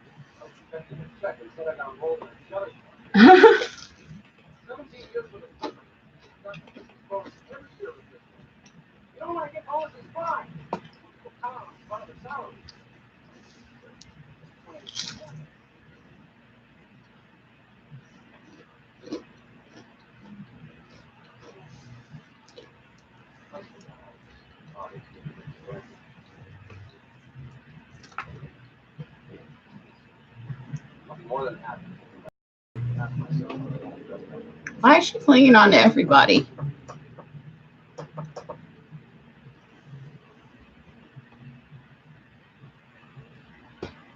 I'm so confused by everybody she's clinging on to. What's happening?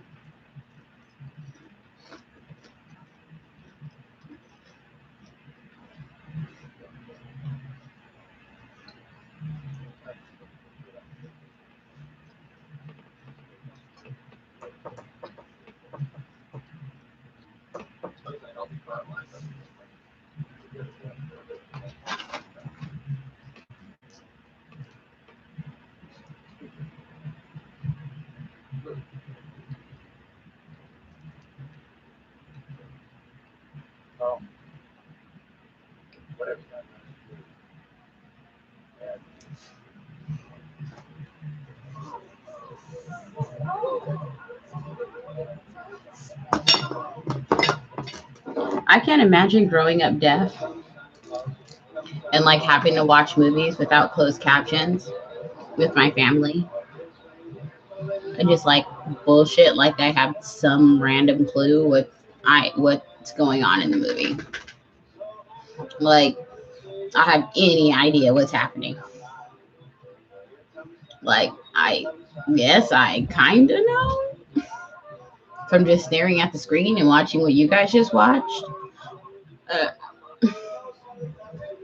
I didn't hear anything that just happened, but okay.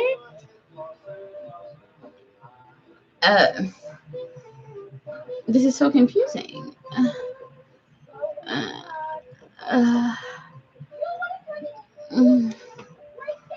What?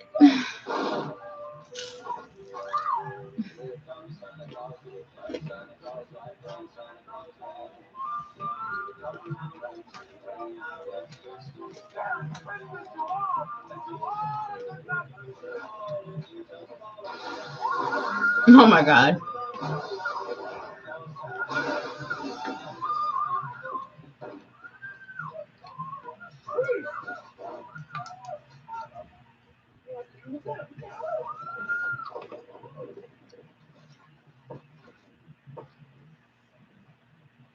I mean, to your family, this part at the end is funny, but to you, this part at the end is terrifying.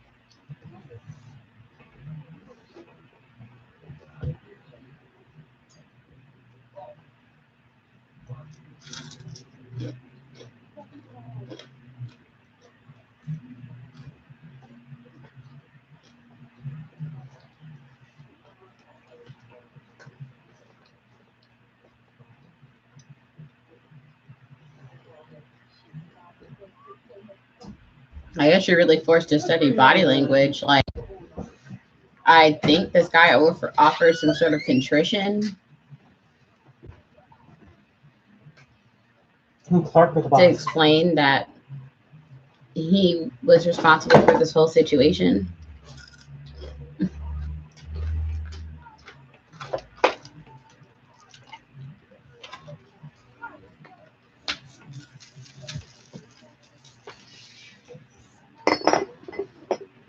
Right?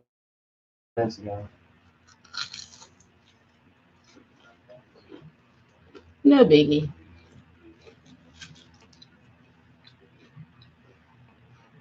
Just a little SWAT team raid.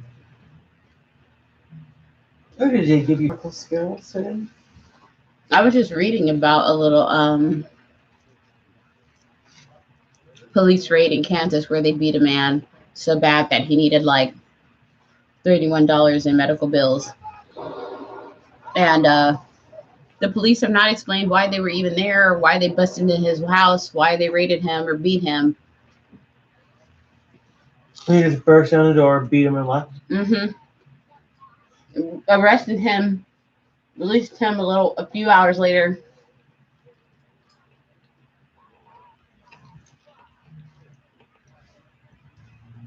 No explanation. So they're being sued. As they should be. I mean, it's not going to go anywhere because. And the lawyers are like, we're hoping that during the lawsuit, the explanation is revealed for why they were even fucking there. America. I have the Associated Press link. Link I'll us put all. it in the chat. Link us all up to the Matrix. Give us the full download. It happened in Kansas. But it could happen to you. It really good.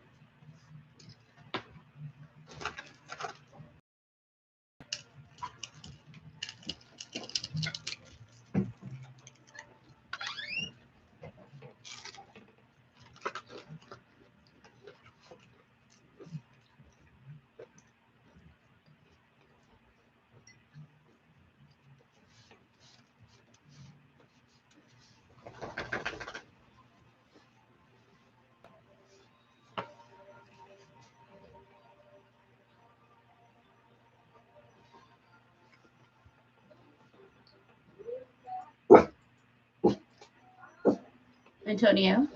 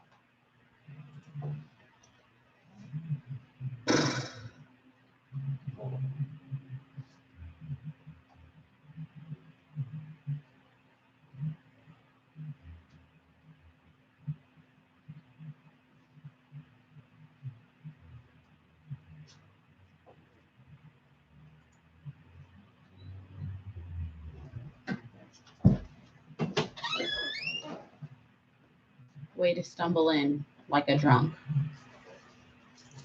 Hey. That's why I say you don't know how to use doors, because you really don't realize that like every time you walk through a door, you sound like a drunk. Like in the middle of the night, in the morning, every time you walk through a door, you sound like a drunk. It's like it literally sounds like a drunk person opening a door. It doesn't sound like a regular person just like going from room to room. It sounds like a belligerent drunk person stumbling roughly through it. I was like, is she okay? She got this? You good? Wait, I'm mad you looked back real quick at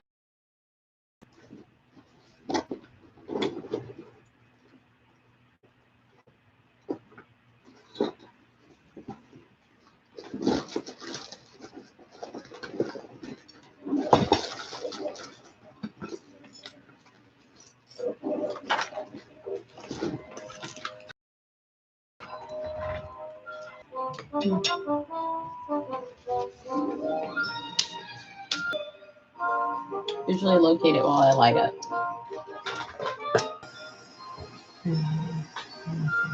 One. I'm gonna use that one. There's probably some more. Oh, I know where it is. Yep.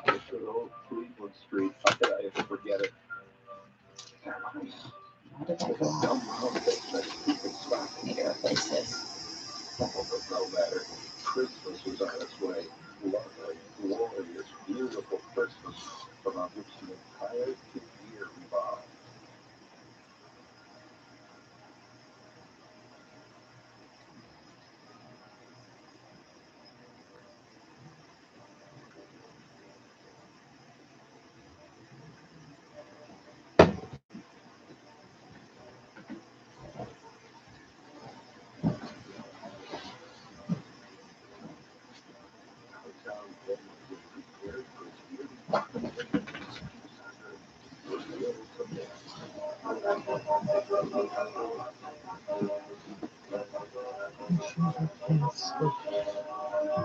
Jacket.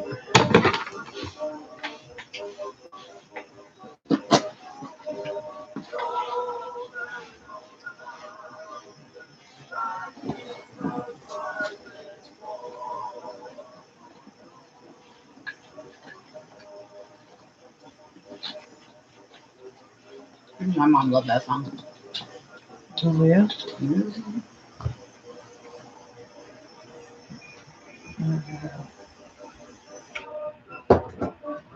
Who among us doesn't love Go Tell It on the Mountain? Hold that. It's hot.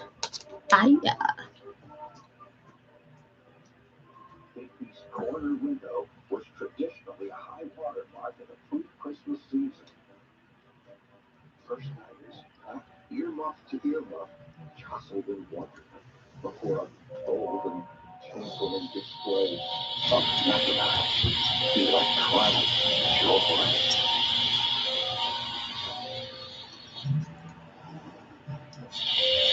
Hold it in. I don't know.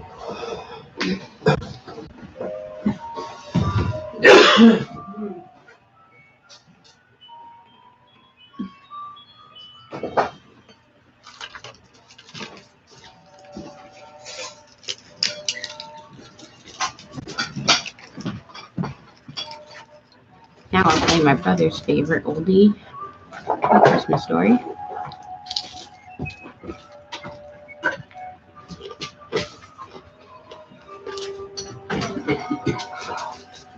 The holy grail of Christmas gifts, the Red Ryder 200-shot range model air rifle. And there he is, Red Ryder himself. In his hand was the gnarly stock of as cruelly deadly-looking a piece of weaponry as ever I had laid eyes on.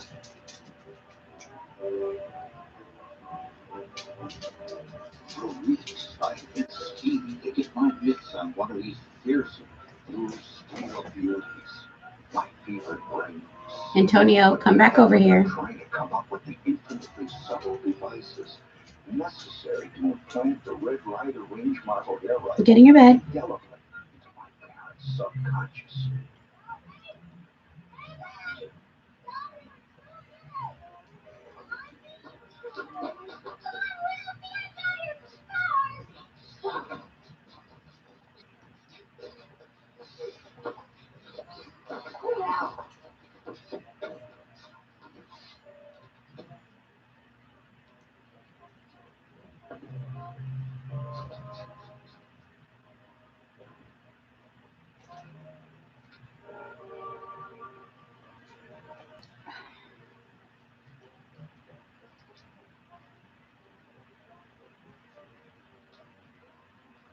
My mother, grabbing for her copy of Look magazine, would find herself cleverly trapped into reading a Red Ryder sales pitch. The traded bullfrog, that's all. Traded bullfrog, the only player they got for shutting off. I like how they have a picture of like what the kid grew up to look like on Google.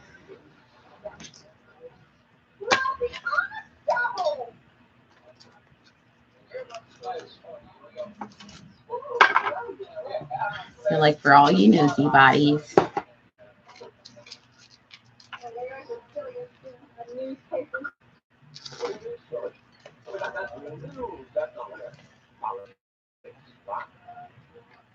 What is the name of an old another one of your silly puzzles?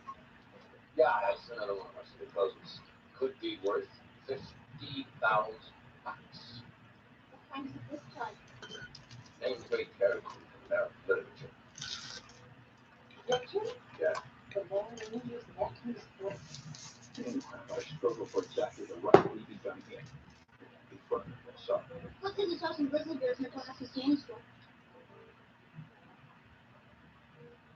Till I was in imminent danger. Playing my hand. Can't switch tactics. Do that. I'll pick it up just like I do. Christmas.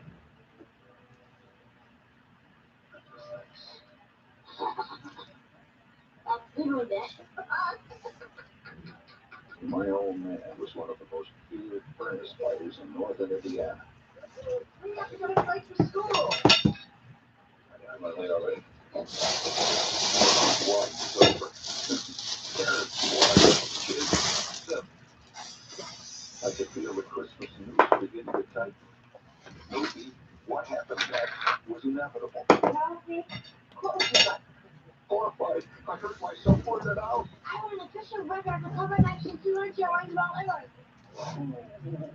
No. Shoot your eye out. Oh no, it was the You'll shoot your eye out.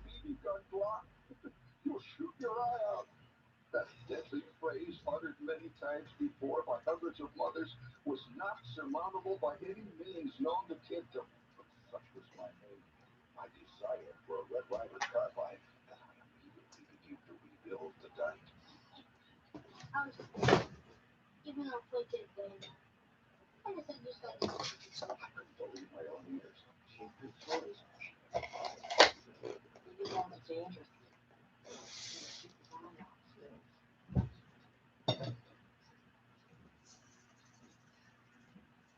Did you eat? You're starting to go on China.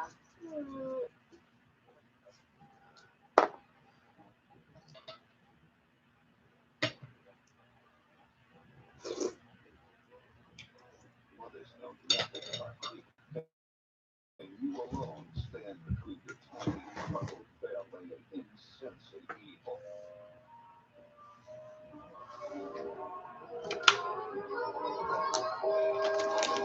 This is a cute movie. I won't deny that.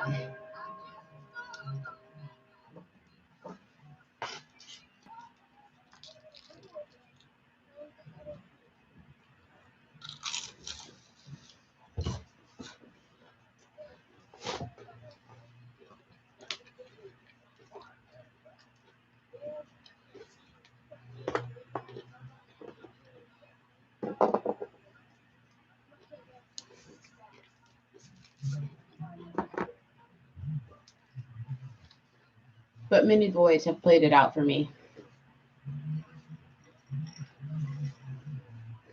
for many years.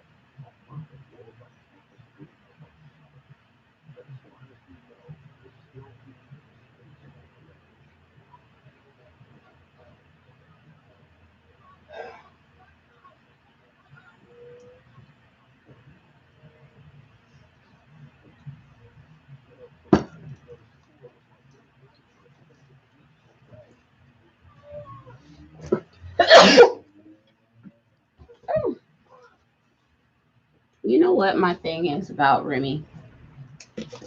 I don't know why I think it's so special because I had Remy many times, but I think Douce is better.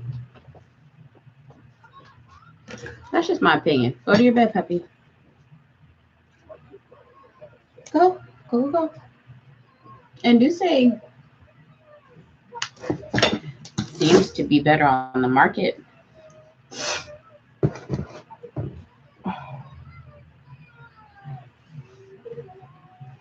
Even though it don't call itself champagne cognac, that seems to be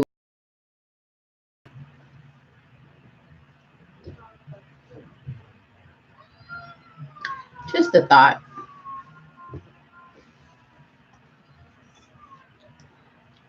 A thought.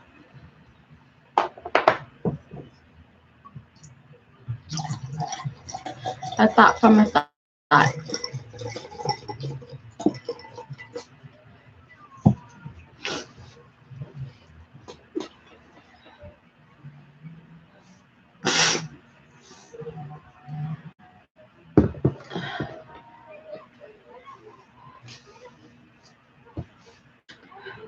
I do appreciate someone who knows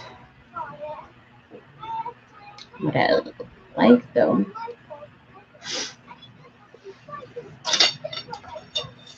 And I do like cognac.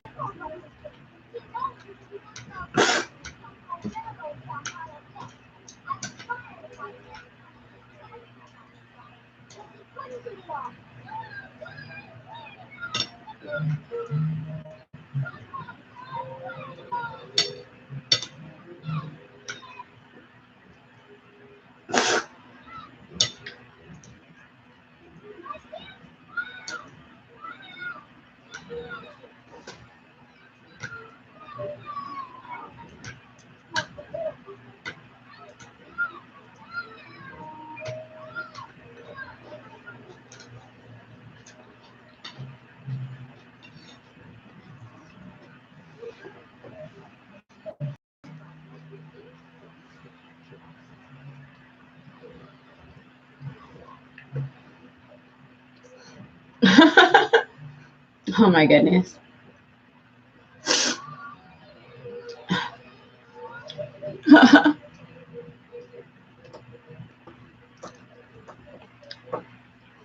Kids find joy in the smallest things.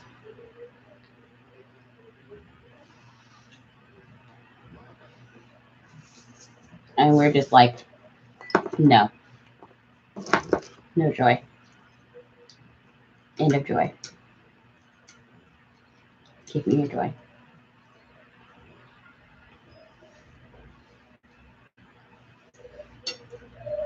We don't have time for joy.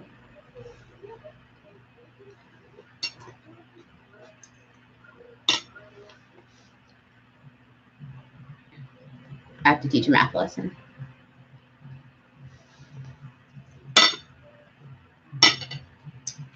I can't allow for a math lesson and your joy. All right, child.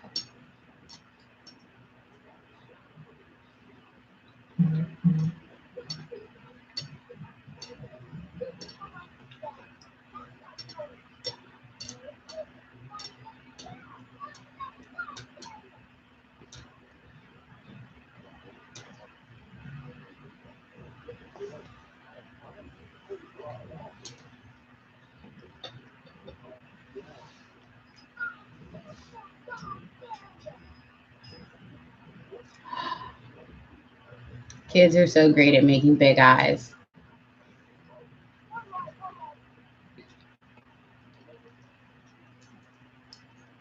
They're just always shocked. They're like, oh, this has never happened before.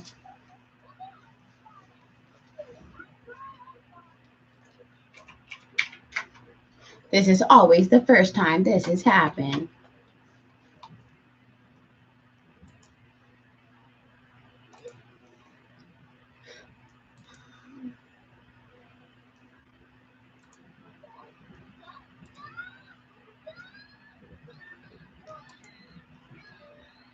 Oh my goodness.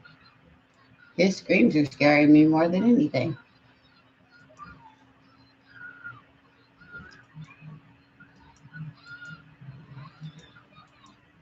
Oh God.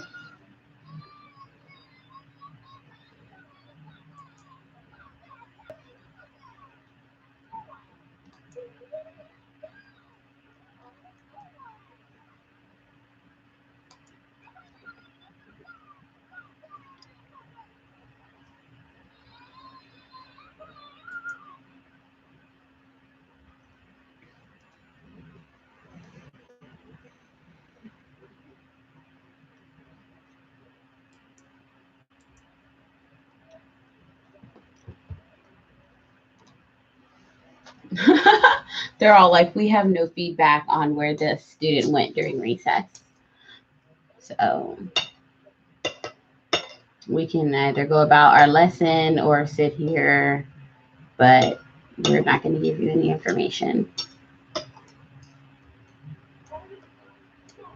His location and whereabouts are on you.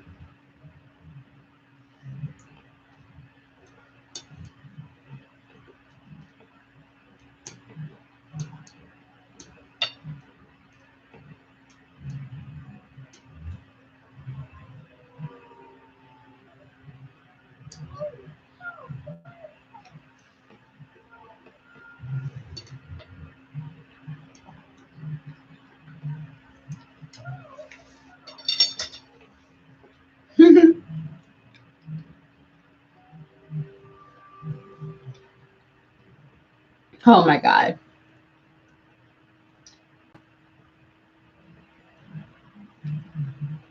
Oh my God.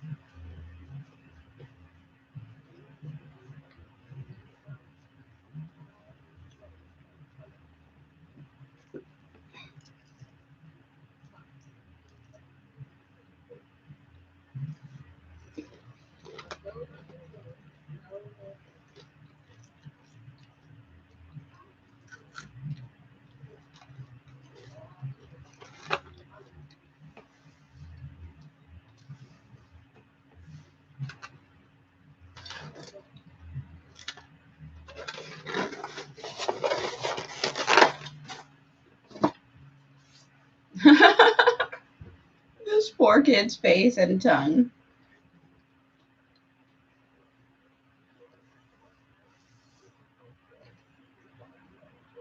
I mean,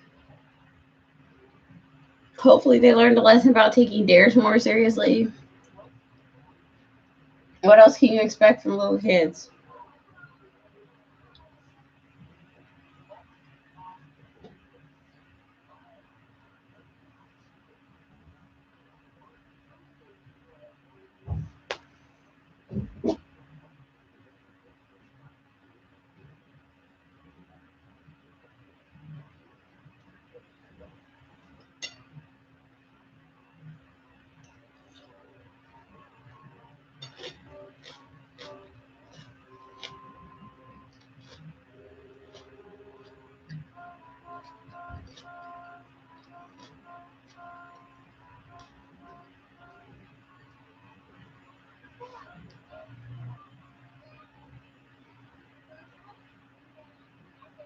Oh my gosh, his brother's snowsuit.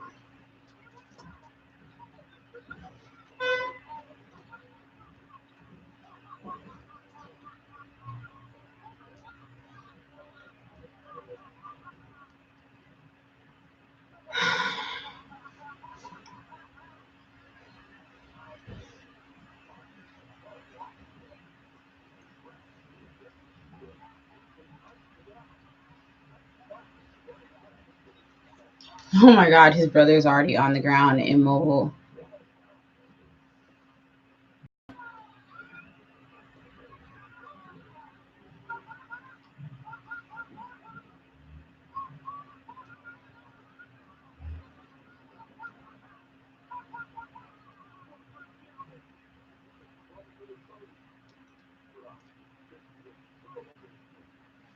How many of these little demented kids are there?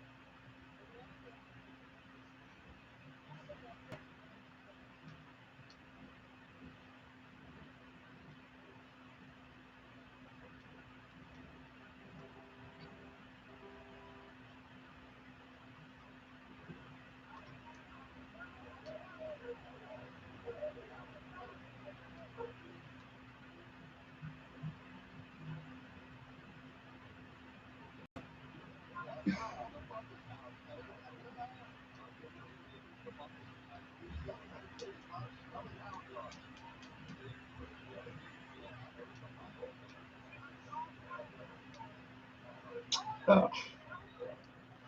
Twitter.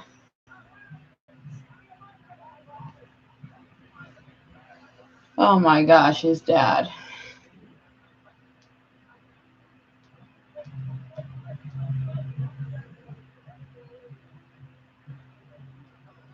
It means he's excited over some prize he doesn't even know what it is.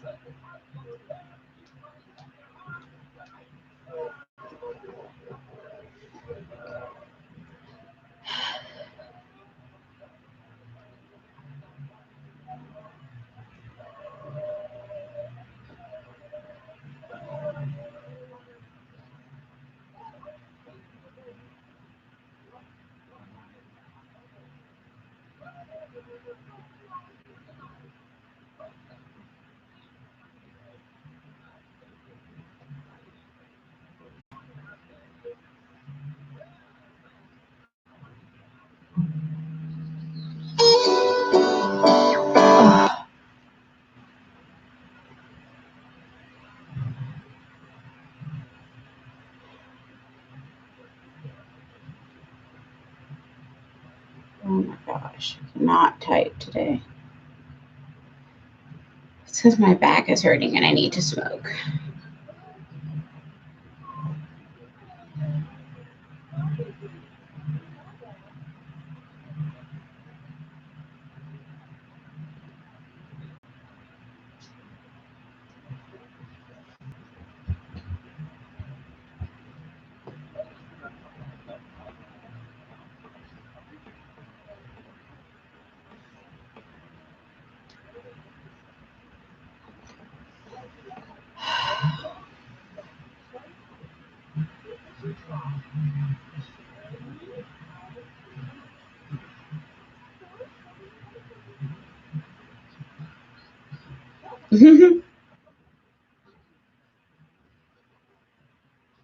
Oh my god, their mom is a mess.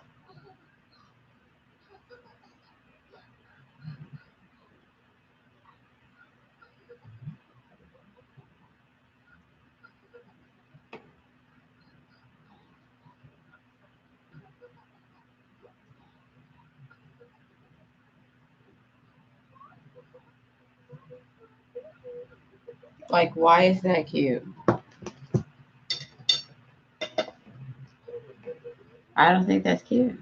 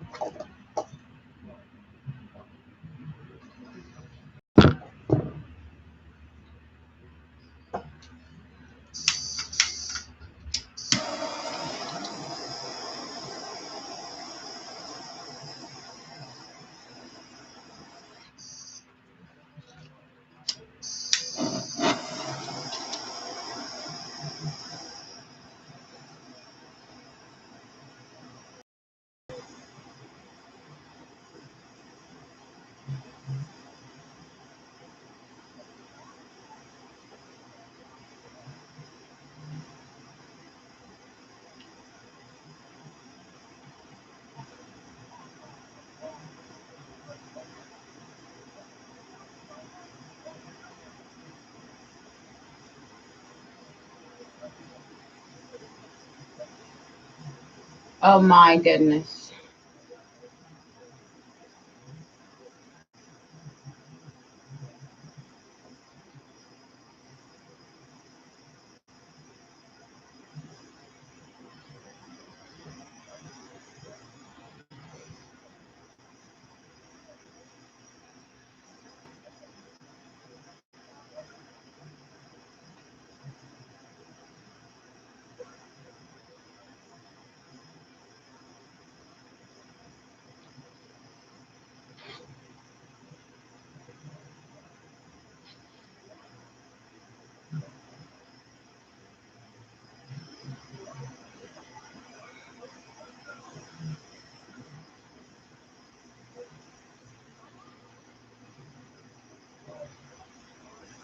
Oh my god.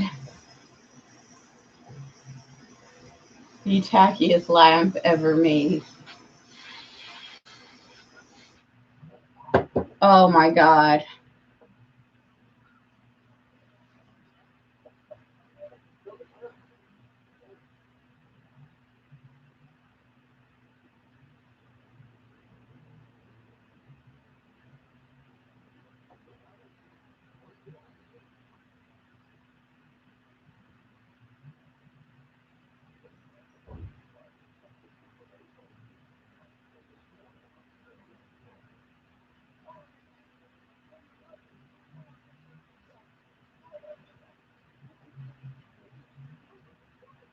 Oh my God.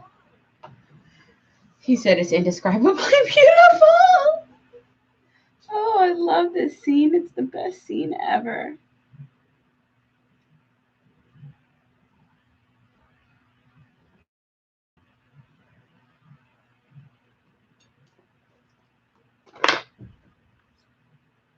It's indescribably beautiful.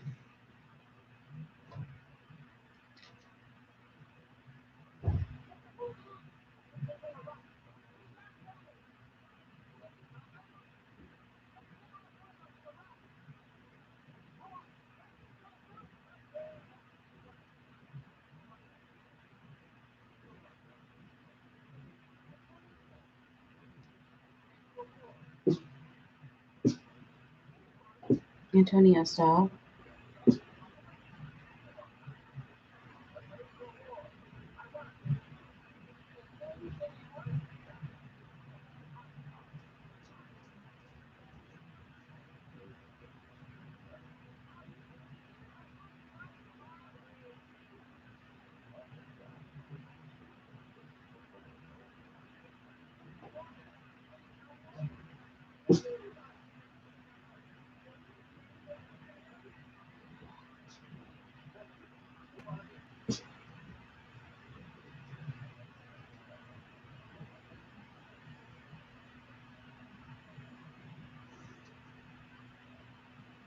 You really feel some kind of way about winning that thing, too. A lamp that looks like looking up a woman's dress.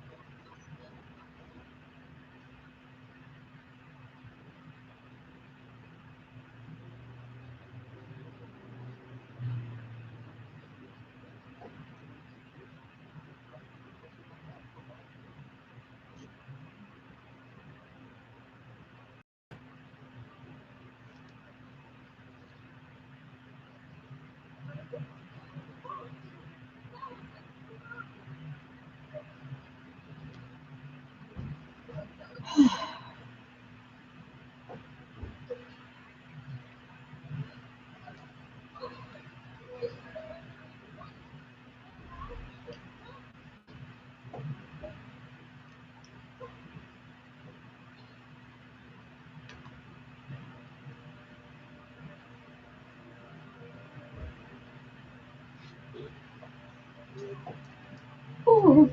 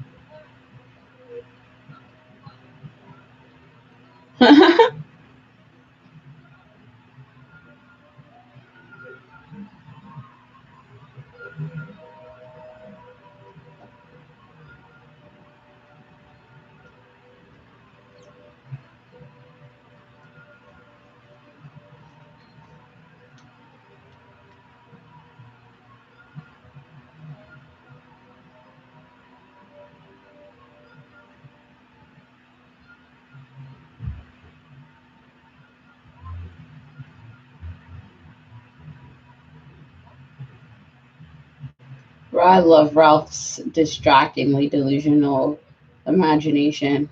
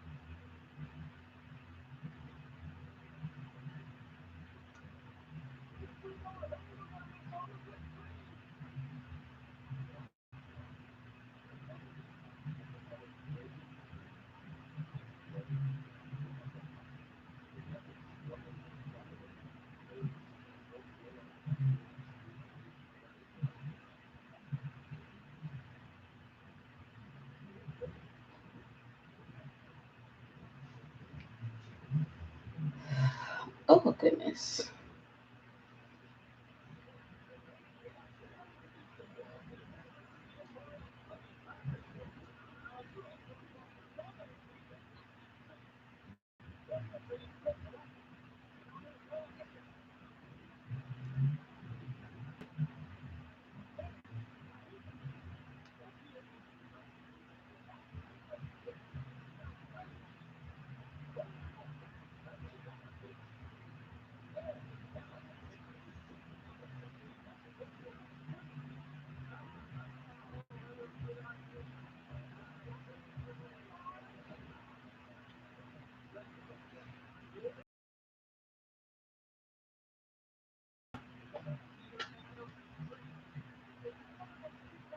Because I can see you're a man who knows his trees.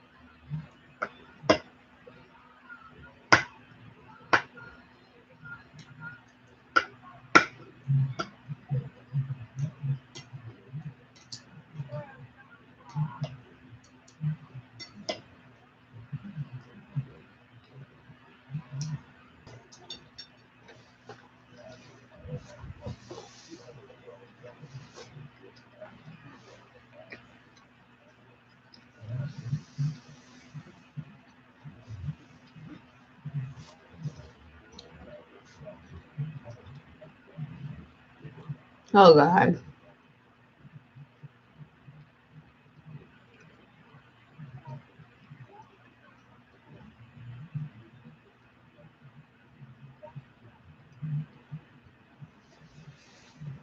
Oh, he's excited to help his dad.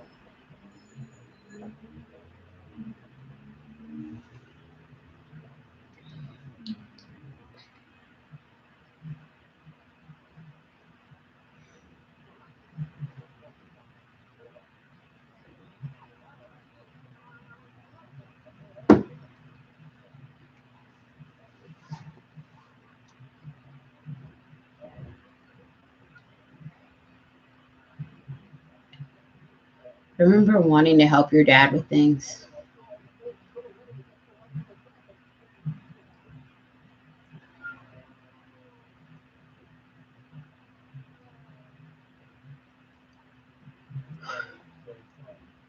But I didn't say fudge.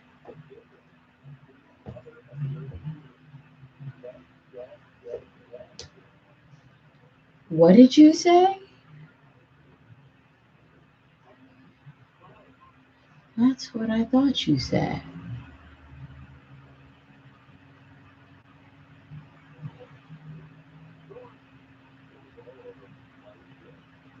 It was all over. I was dead.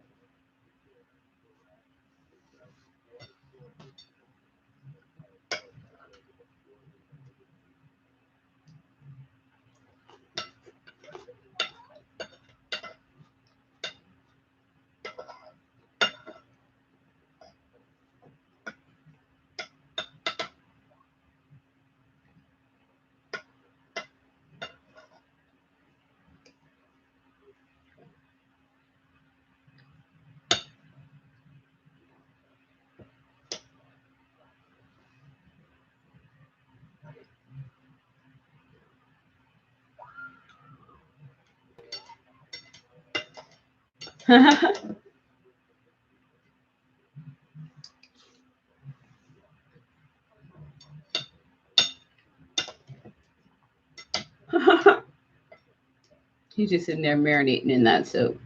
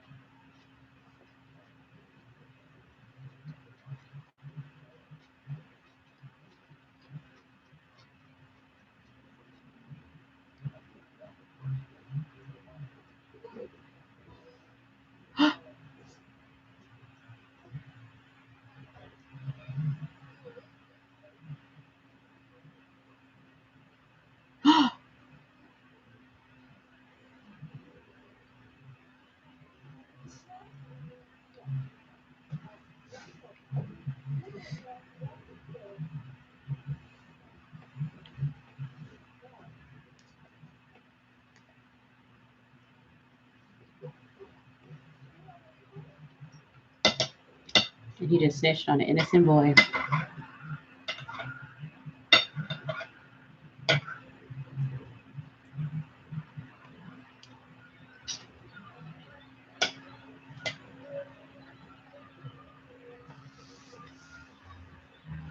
Oh, you can hear that ass whooping over the phone. His mom satisfied.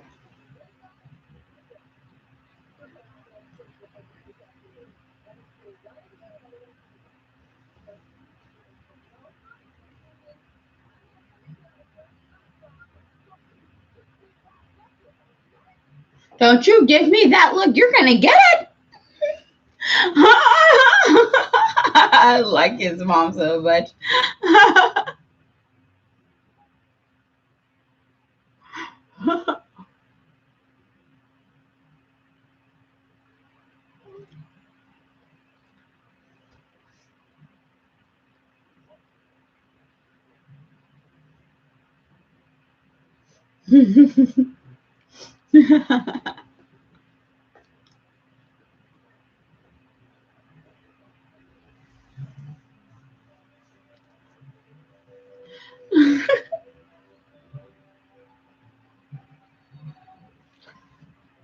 Oh my God, his sad fantasies.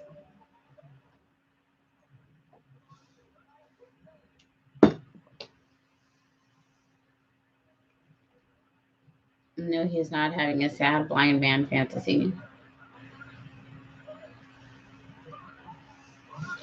So fucking dramatic.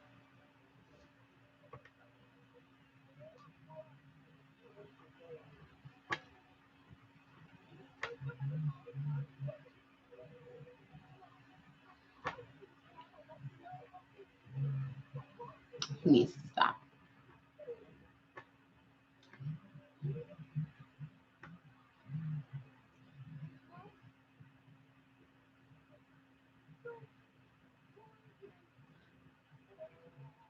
It was so poisonous.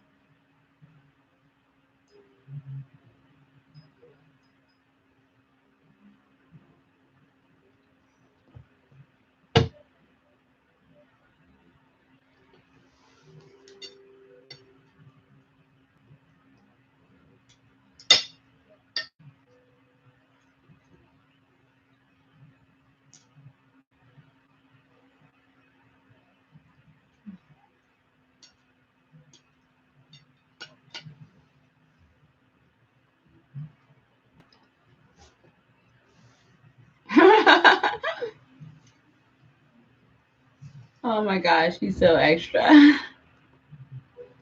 It's so adorable.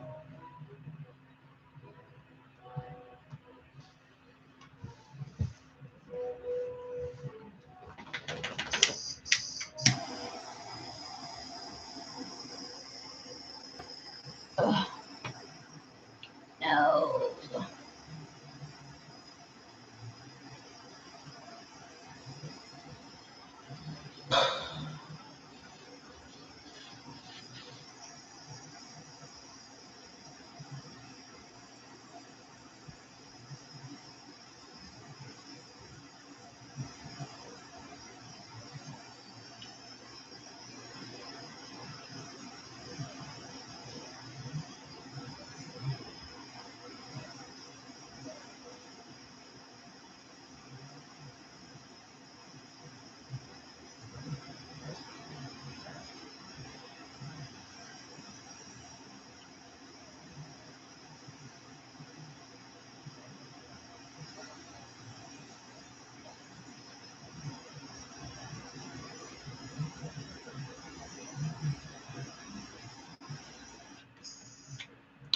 Well, now I'm torn.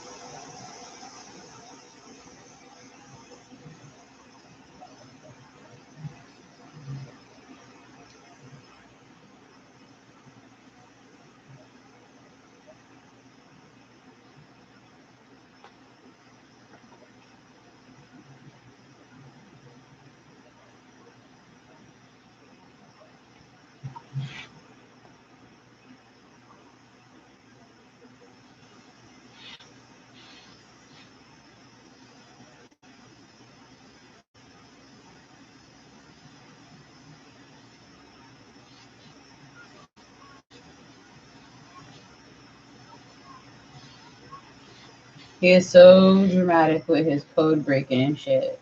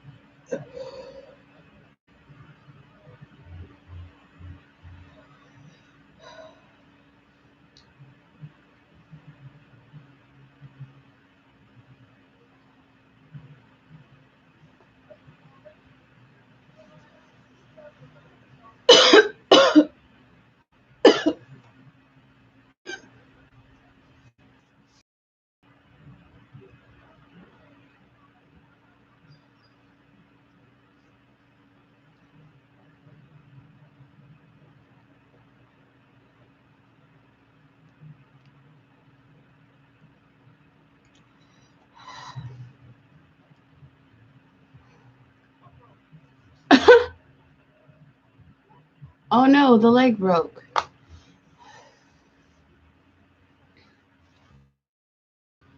She's real sad about it.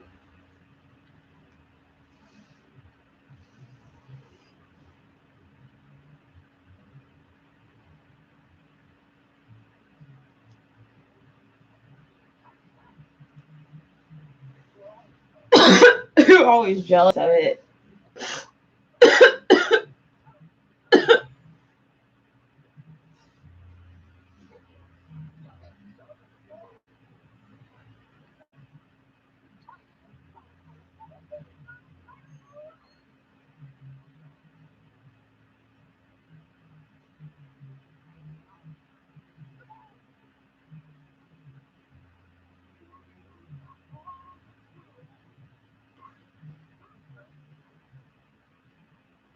Wow.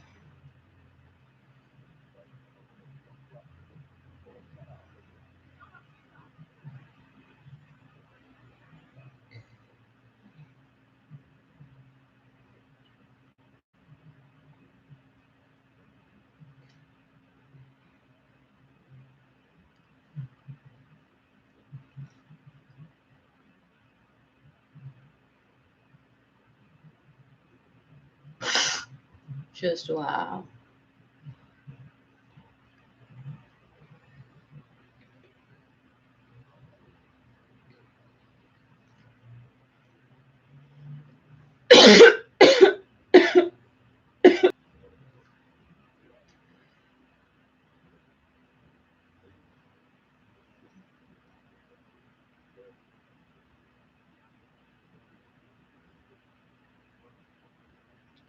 He really feels some type of way about that.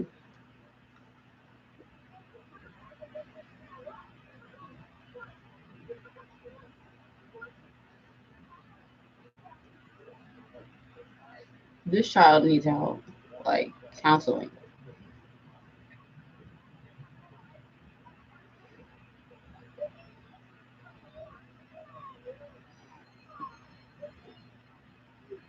Dropping down from monkey bars and stuff like that isn't normal.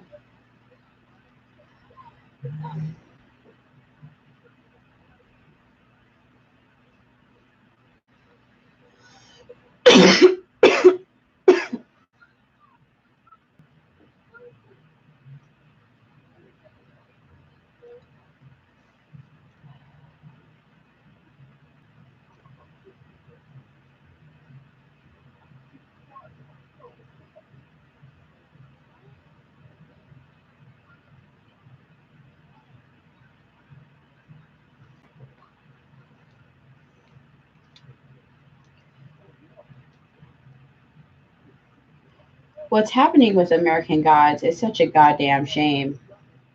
I mean, what you gonna do? You fucking hate to say it. Everybody's been talking about it the last week, and it's a shame. I this was one of the shows that was on my list to watch, and it's like before I can even get to it, it's ruined. Clarkeisha Kent was tweeting about it this week. Everybody's been talking about it. It's terrible. It's a shame. It's a shame.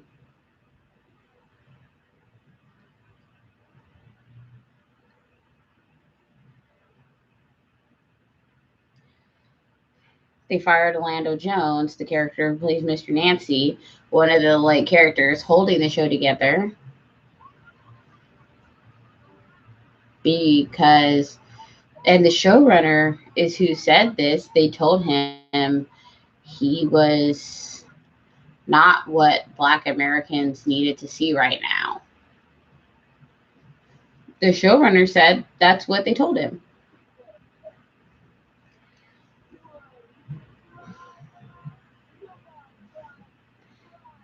He said that's what the new showrunner told the director.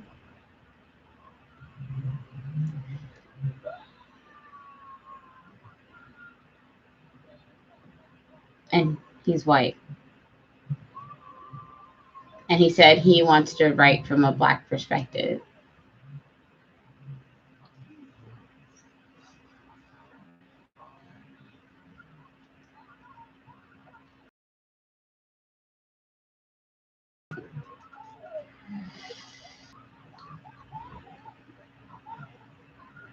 There were only 2 leads in Sleepy Hollow. I had just started binging Sleepy Hollow. And while I'm binging Sleepy Hollow, I find out they kill off the Black girl. I was like, what? How I'm like, this show doesn't make sense based off that logic. Because you need her to exist for him to be what? How? What?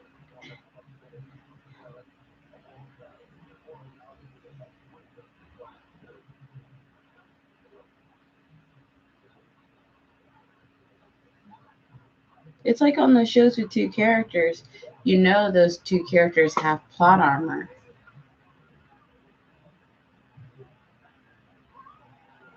That's why you have to have other characters on the show so that the show makes more interesting. So that those people are at risk of dying. Right?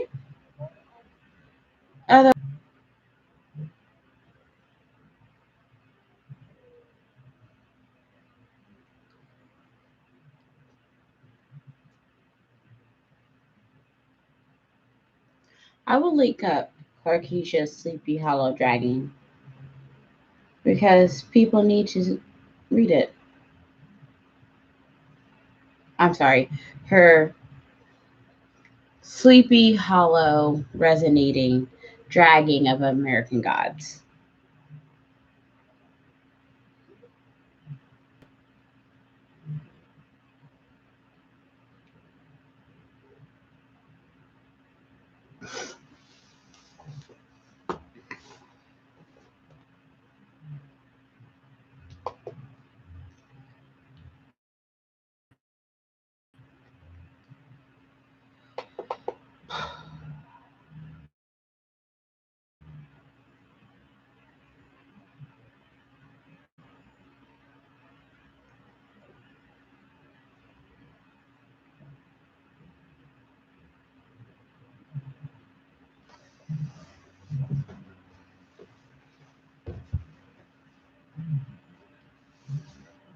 My app's open.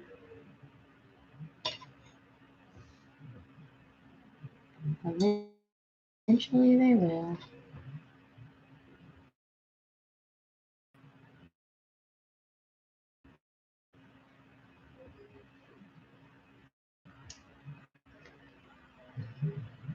Open and new.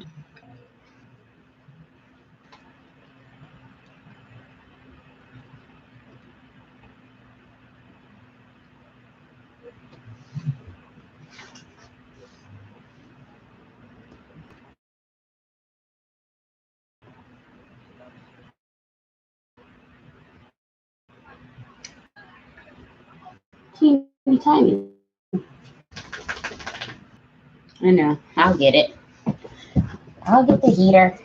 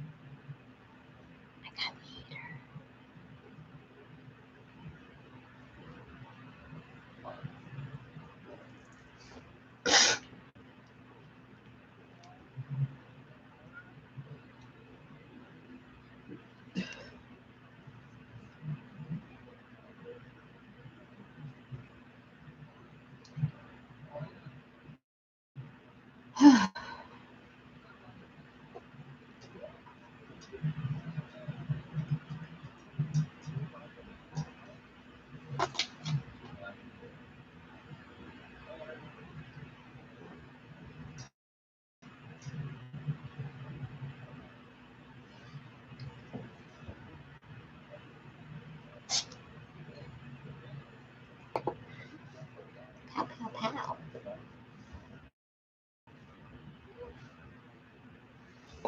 I'm dropping shit. If you can't tell.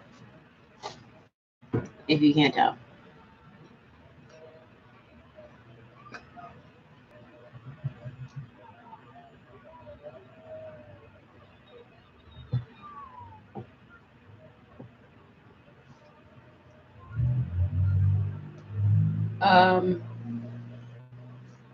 What is happening?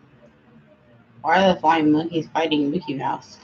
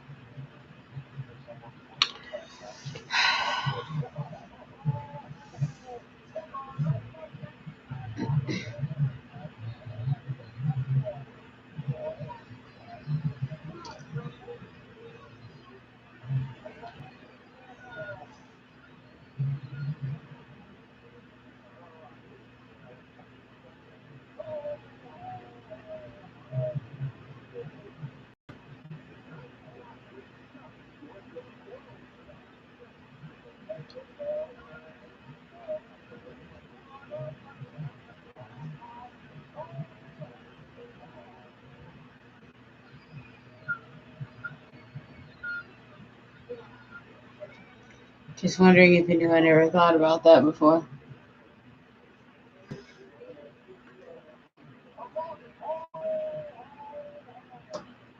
His nose and cheeks are so red.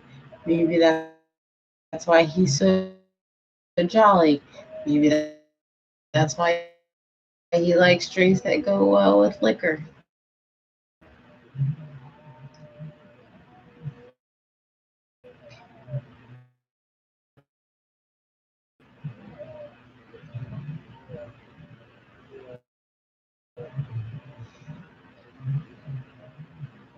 I don't know Santa's like. Just saying.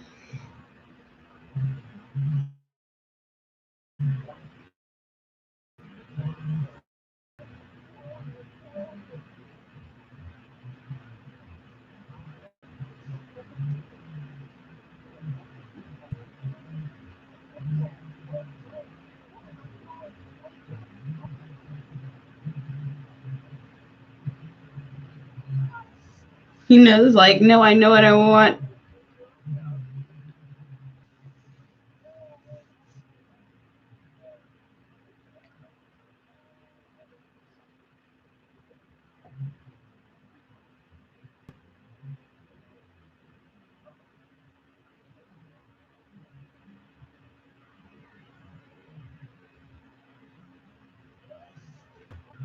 So much tinsel.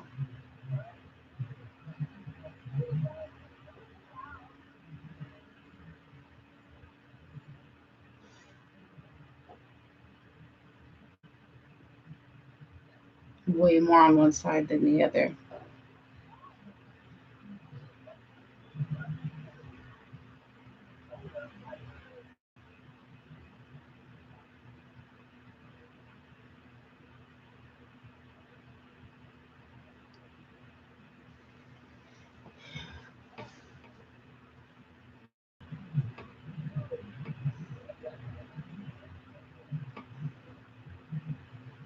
Outdoor lights on the indoor tree.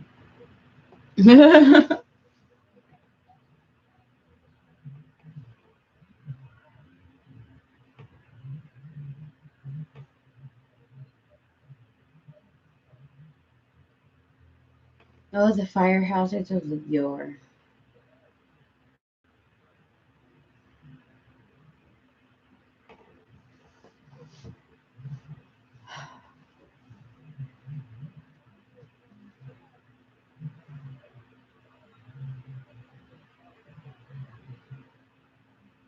That was Christmas with your family, right?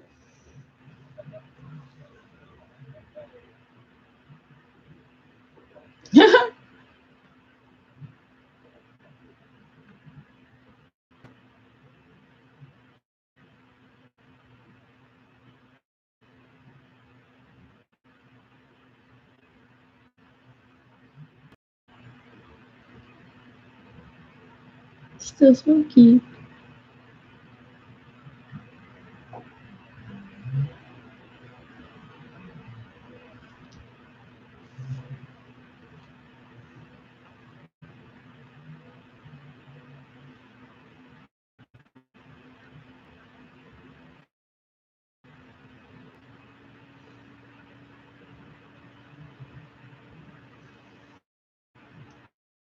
Present.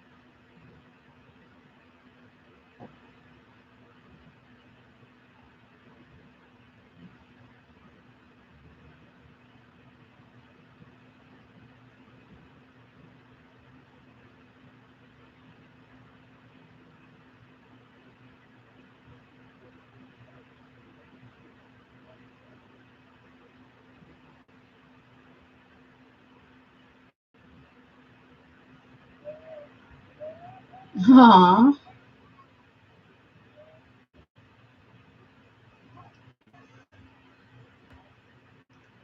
Oh my god, the pink. No.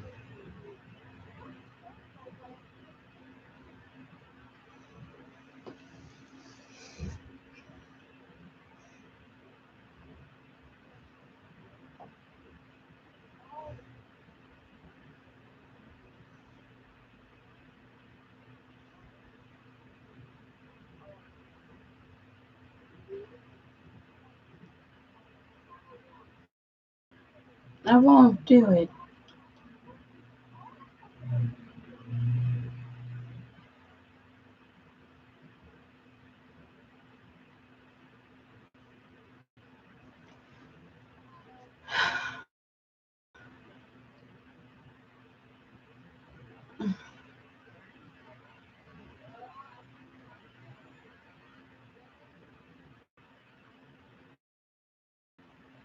I don't want to.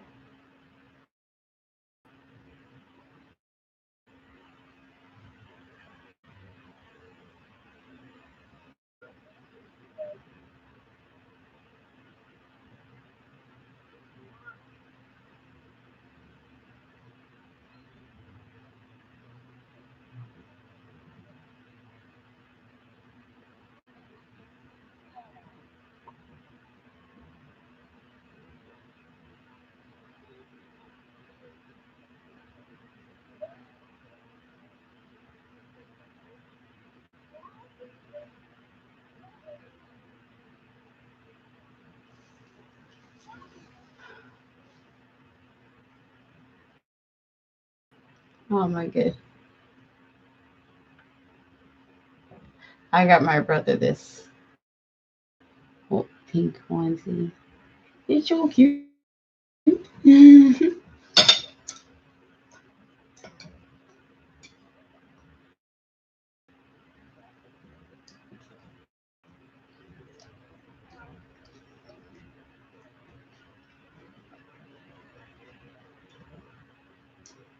It's a really cool thing to have if you're a fan.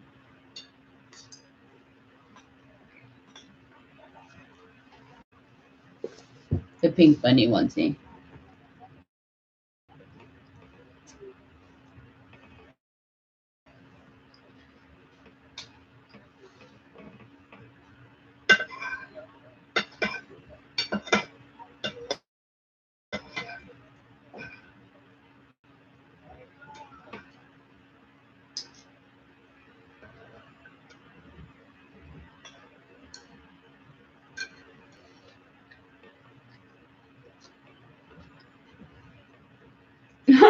His dad just offered him wine.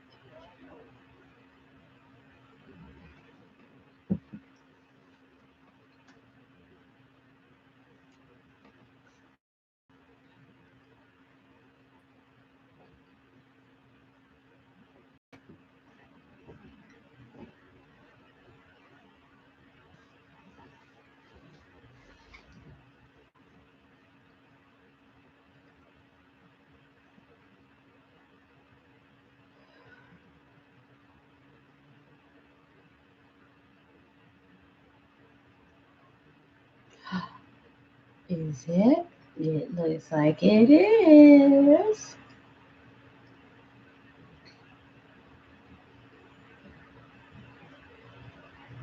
The gun he wanted.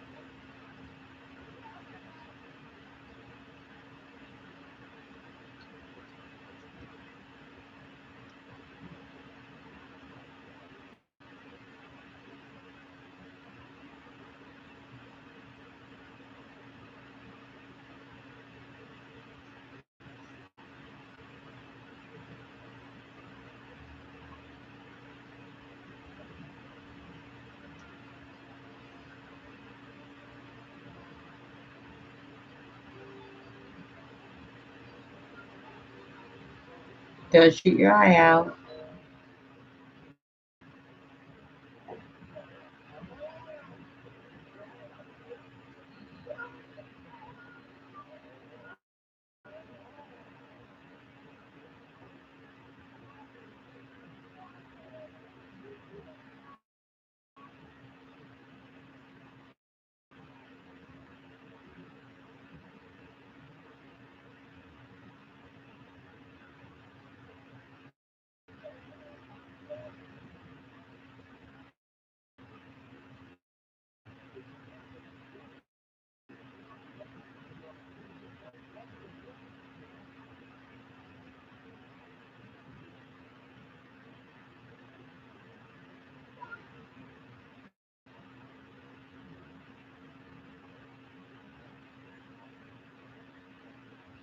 Don't step on your glasses while looking for your glasses. He stepped on the glasses.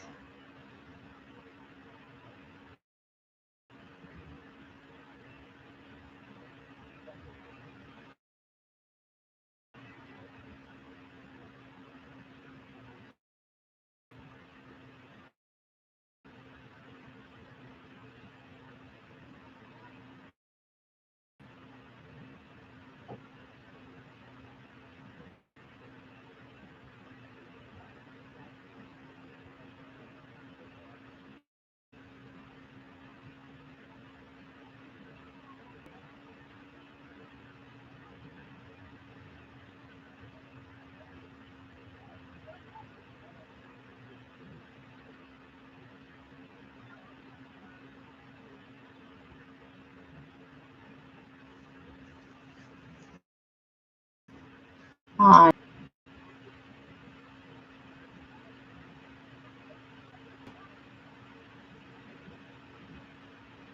Stealing pieces off the turkey.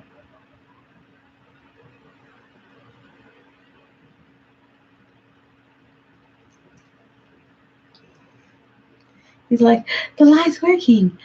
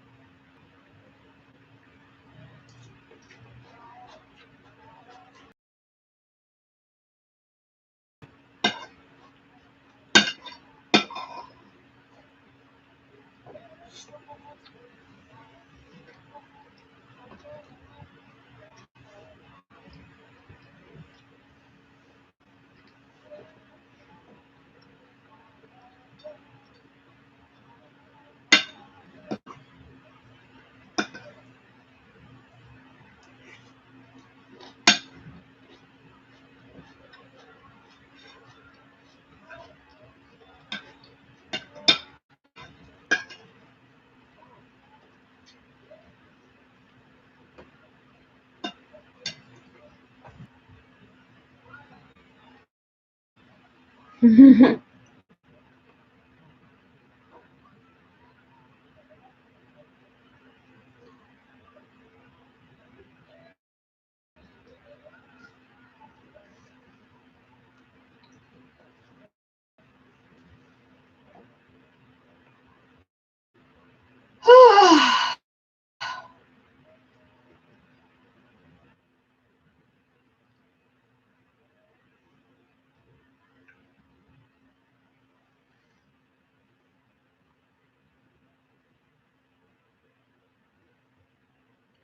Honestly, it looks like an amazing meal.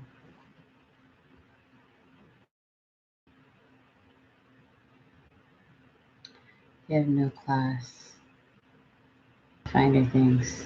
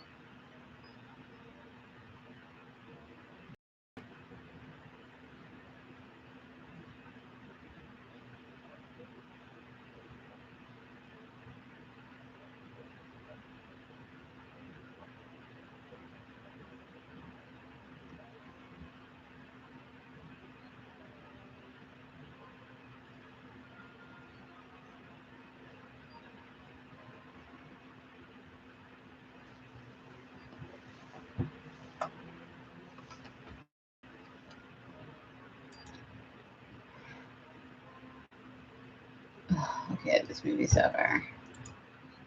My Christmas story.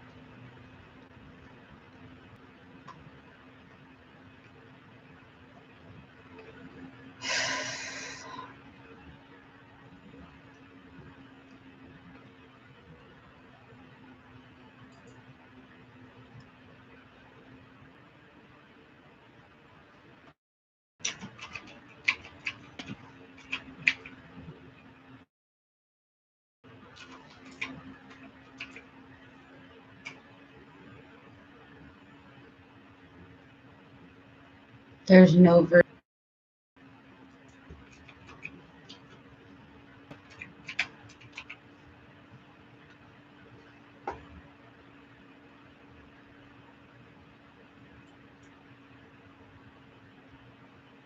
There's an animated one, the Disney animated one, and that's it.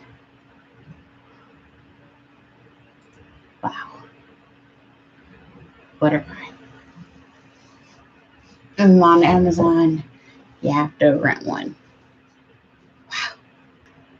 Of the subscriptions that are animated.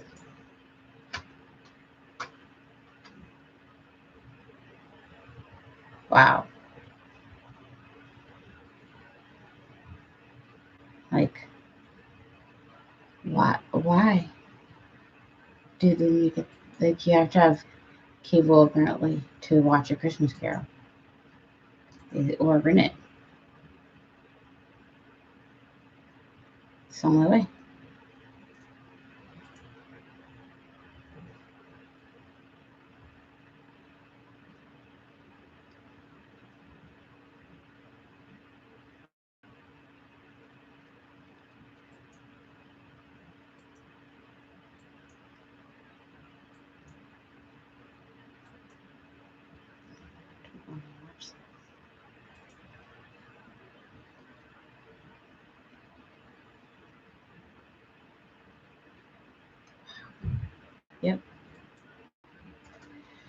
Who's in place?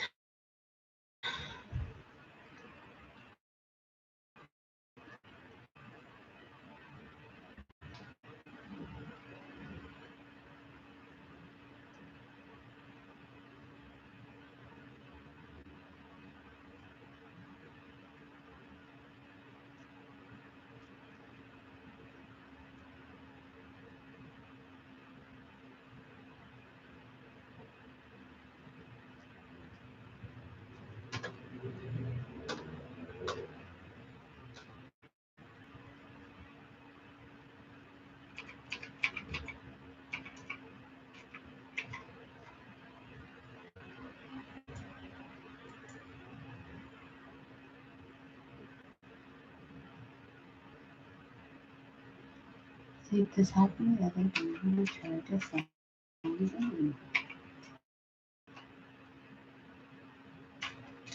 He told me my password was wrong, and I checked, and I was like,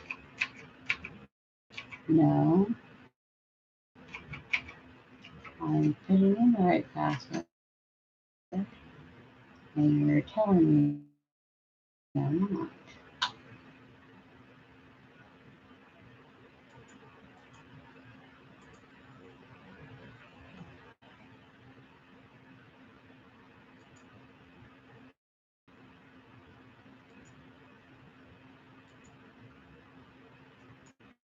And I was like, hey, I should double check. And then I did. You know what? I was sorry.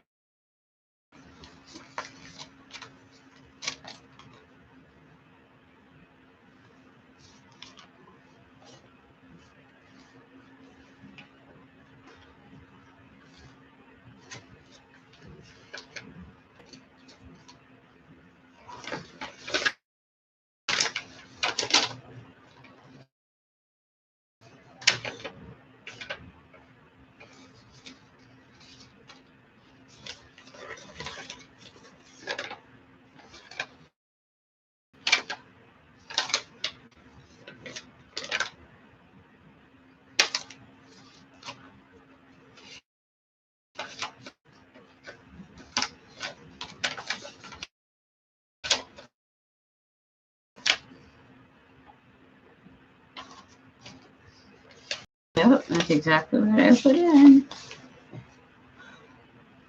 Same as last time.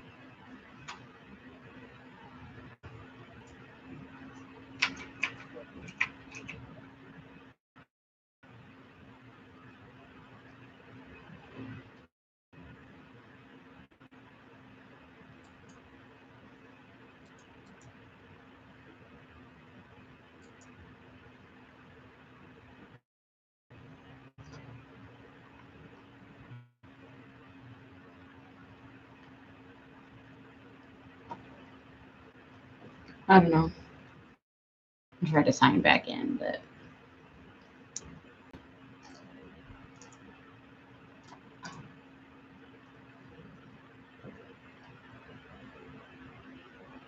since it wants to be a dick.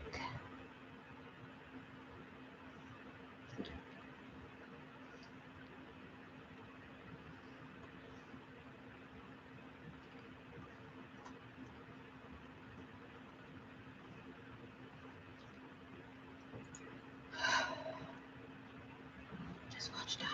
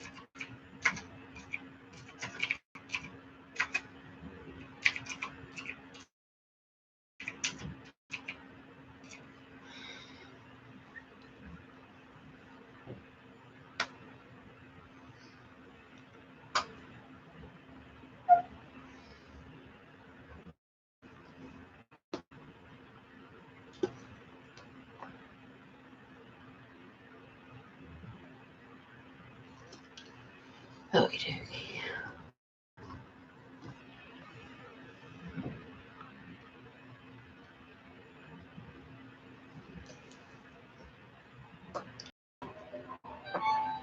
The Die Hard.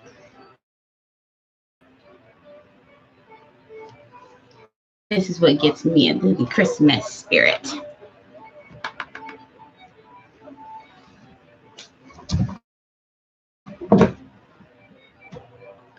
Watching Bruce Willis shoot stuff up in his bare feet. Ladies and gentlemen, I want to congratulate each and every one of you for making this one of the greatest years in the history of the National Corporation. In a partially constructed building.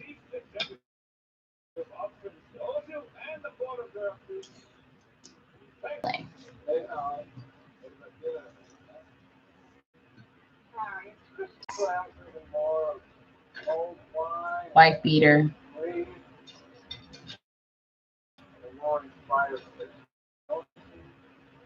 Sweating.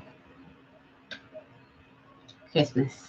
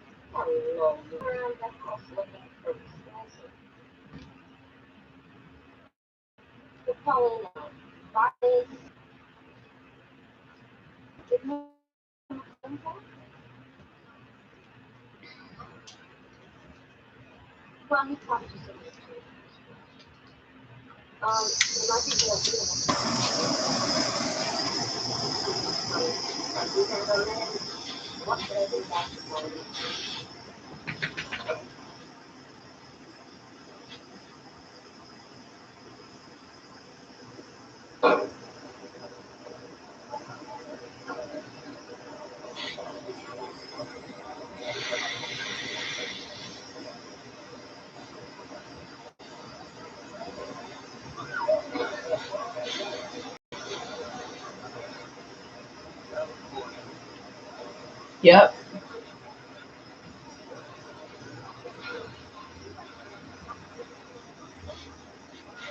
December. White yoga pants. California.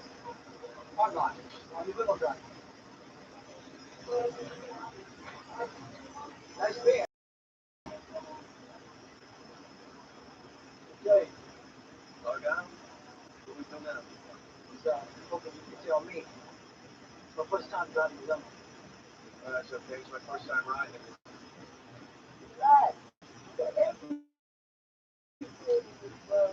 Antonio, what are you doing? Where are you at? Why don't I see your little booty?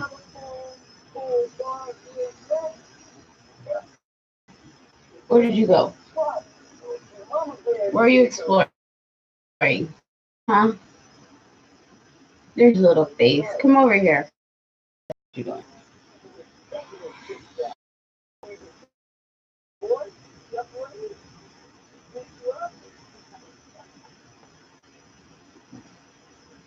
Good job. That's a good career. Let me get to here. Very good. What do you think? What do you think?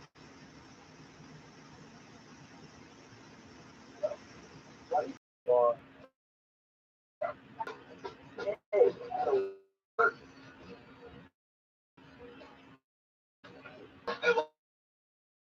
December 24th around 7 at the dark. When I see the man chilling with my dog, the man in a beard, and the bag full of the man I took up on. What is it with the you guys have been happy ever after, right? You got a place to stay? I'll find a place. Stay what? Take it down to the kids. Strike out the children. All right, I'll go. Maybe that. You sound pretty good.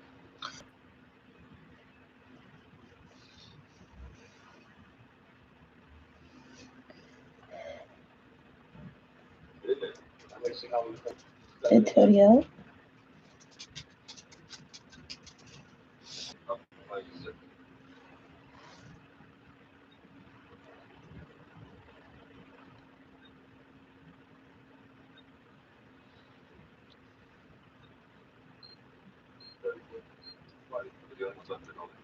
express elevator. Pretty good noise. Thanks.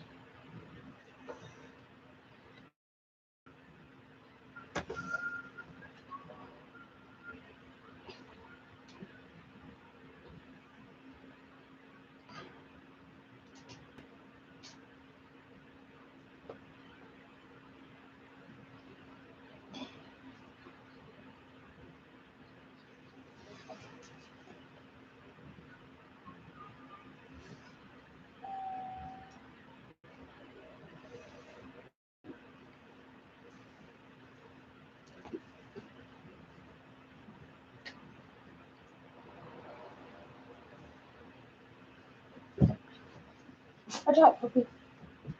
Thank you.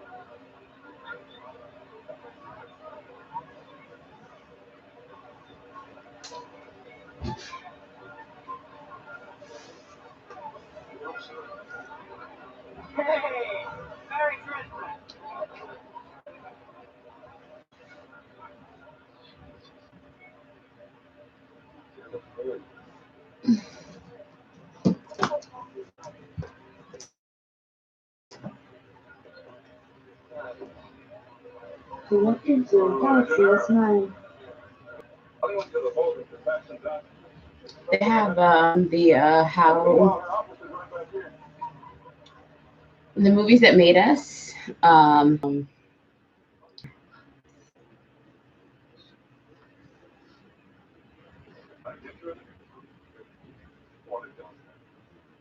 Or in so many different ways. And I'm so glad it was. What is this typo here?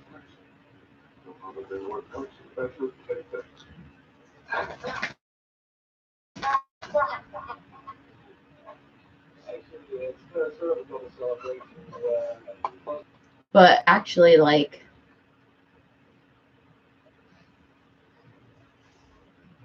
some people like the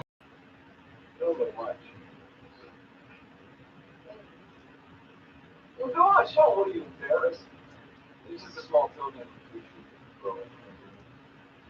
It's a Rolex. it's a Rolex, rich Rolex. Just wanted you to know.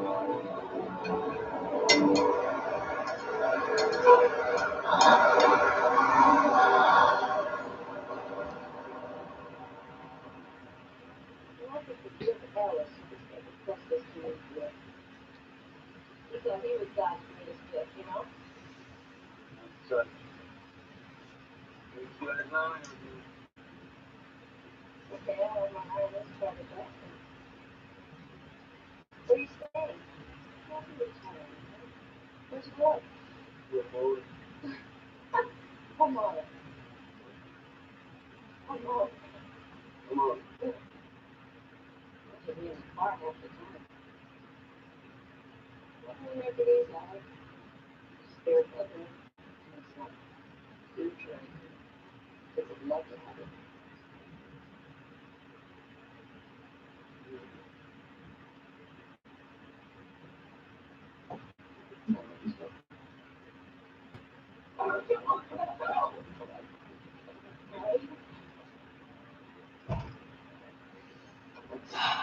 Thanks for ruining their moment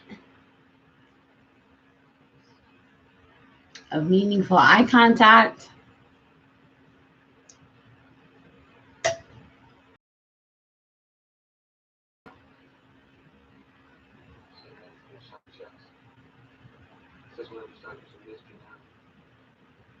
Don't make it about you.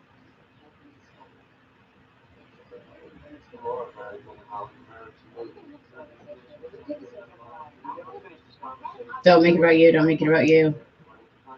Don't make it about you. Do anything about marriage. Change your idea of what a marriage is. I know exactly. Don't make it about you. Yeah.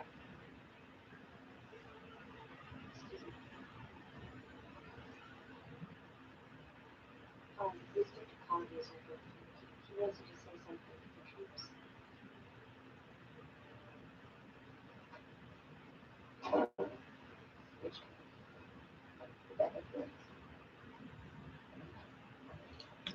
Don't make it about you.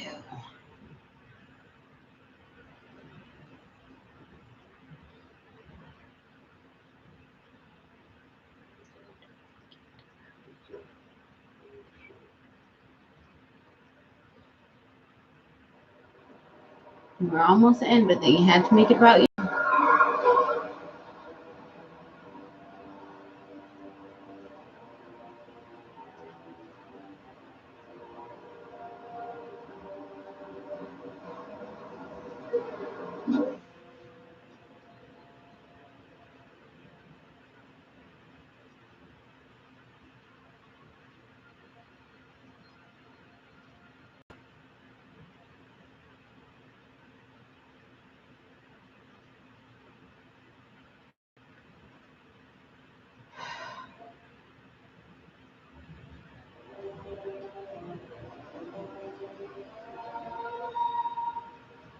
So the main reason, right?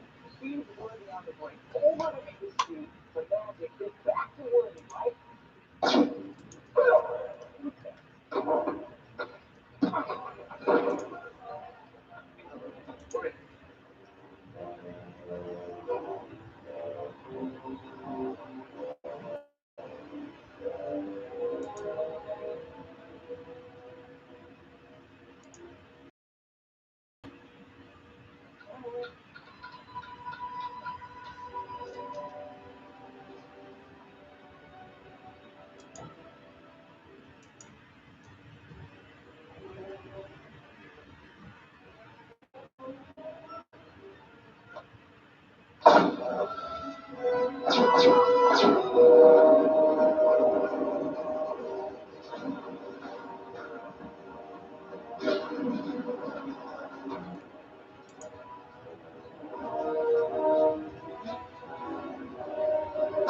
Here's the story of a lovely lady who was bringing up three very lovely girls.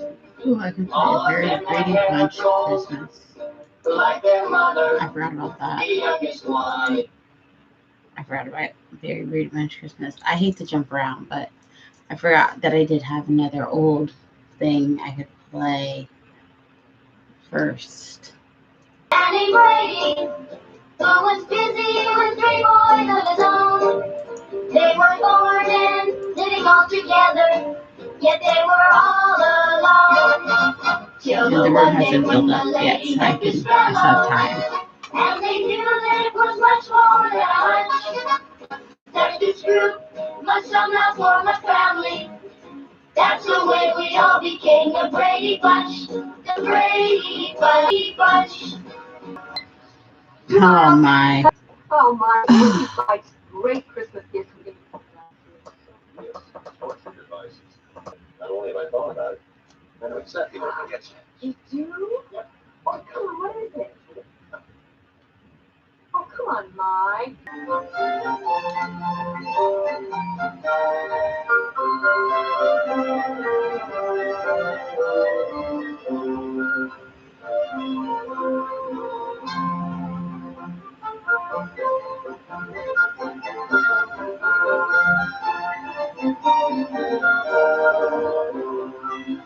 Oh my goodness.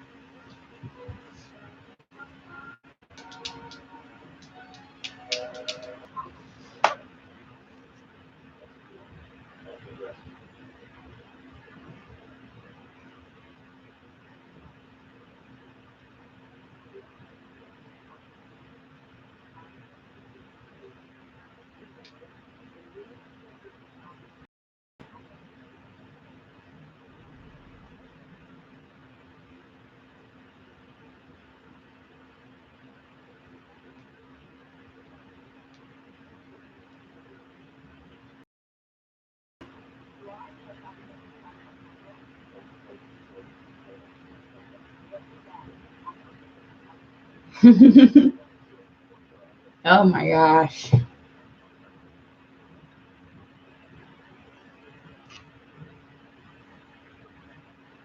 I don't like it when they kiss. I feel like their love should stay PG or G.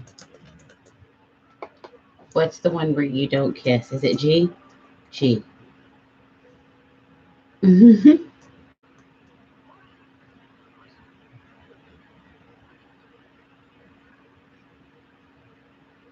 That's the link about American Gods that I would read.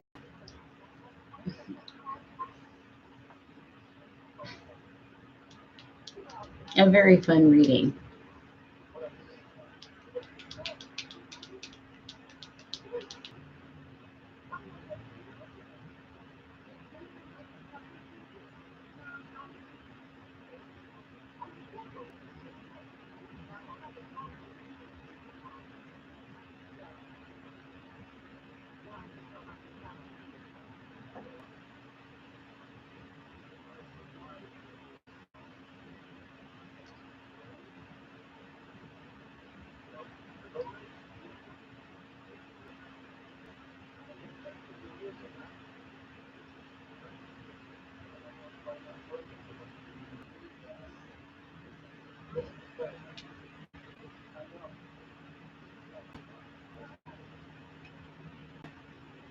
Oh God.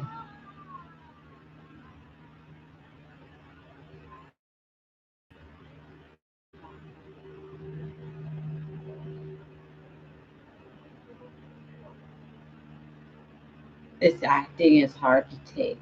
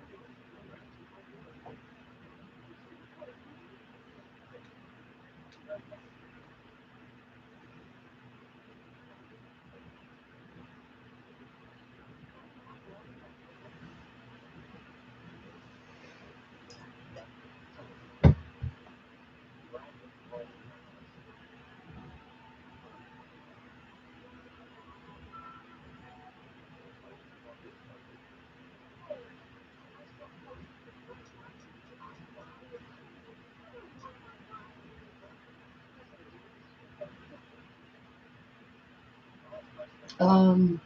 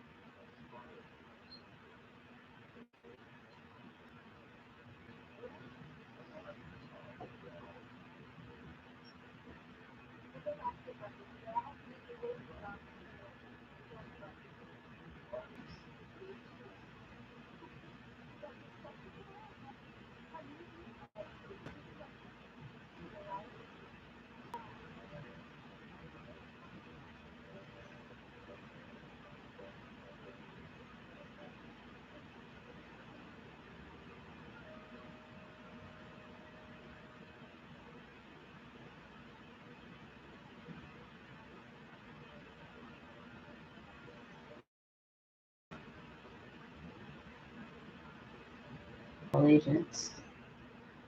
This is so quaint.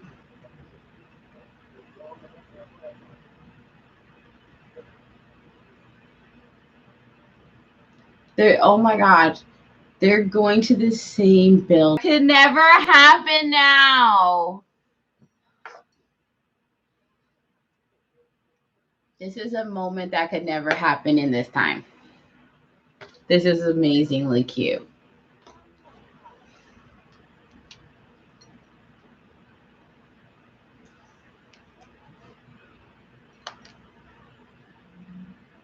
They're like on separate sides of a cubicle in a travel agent's office. This is so cute. And they can't hear each other on the same opposite side of a cubicle. That's what we're supposed to believe. That's what this movie is asking us to believe, that they can't hear each other, the spouse that they've been with for like 25 years, voice on the other side of a cubicle. They can't recognize that voice.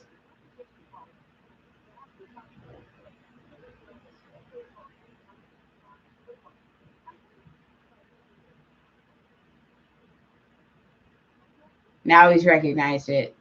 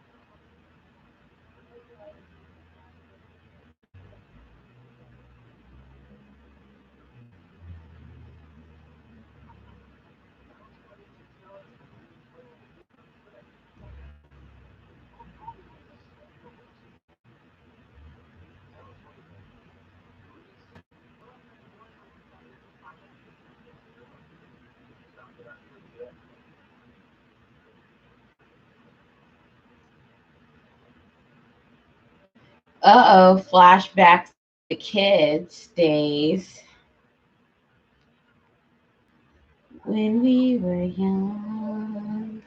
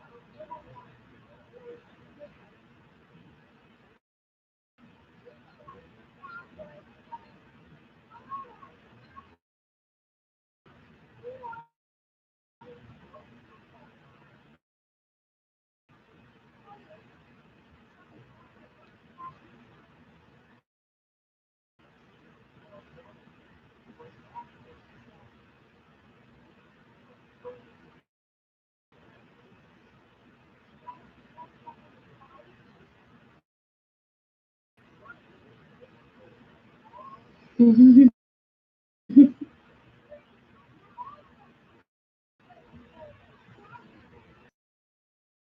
handle this evening.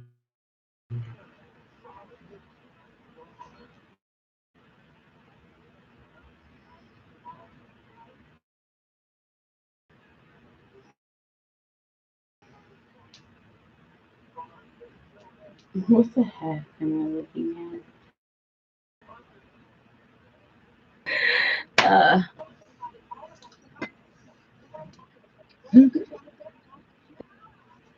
Of our store-bought edges.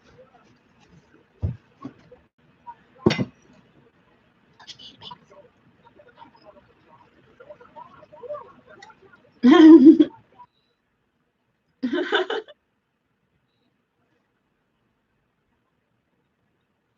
gonna have to add the Brady Bunch.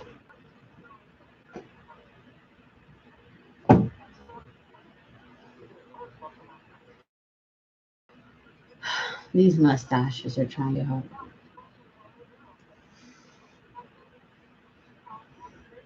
Also, these perms need to stop.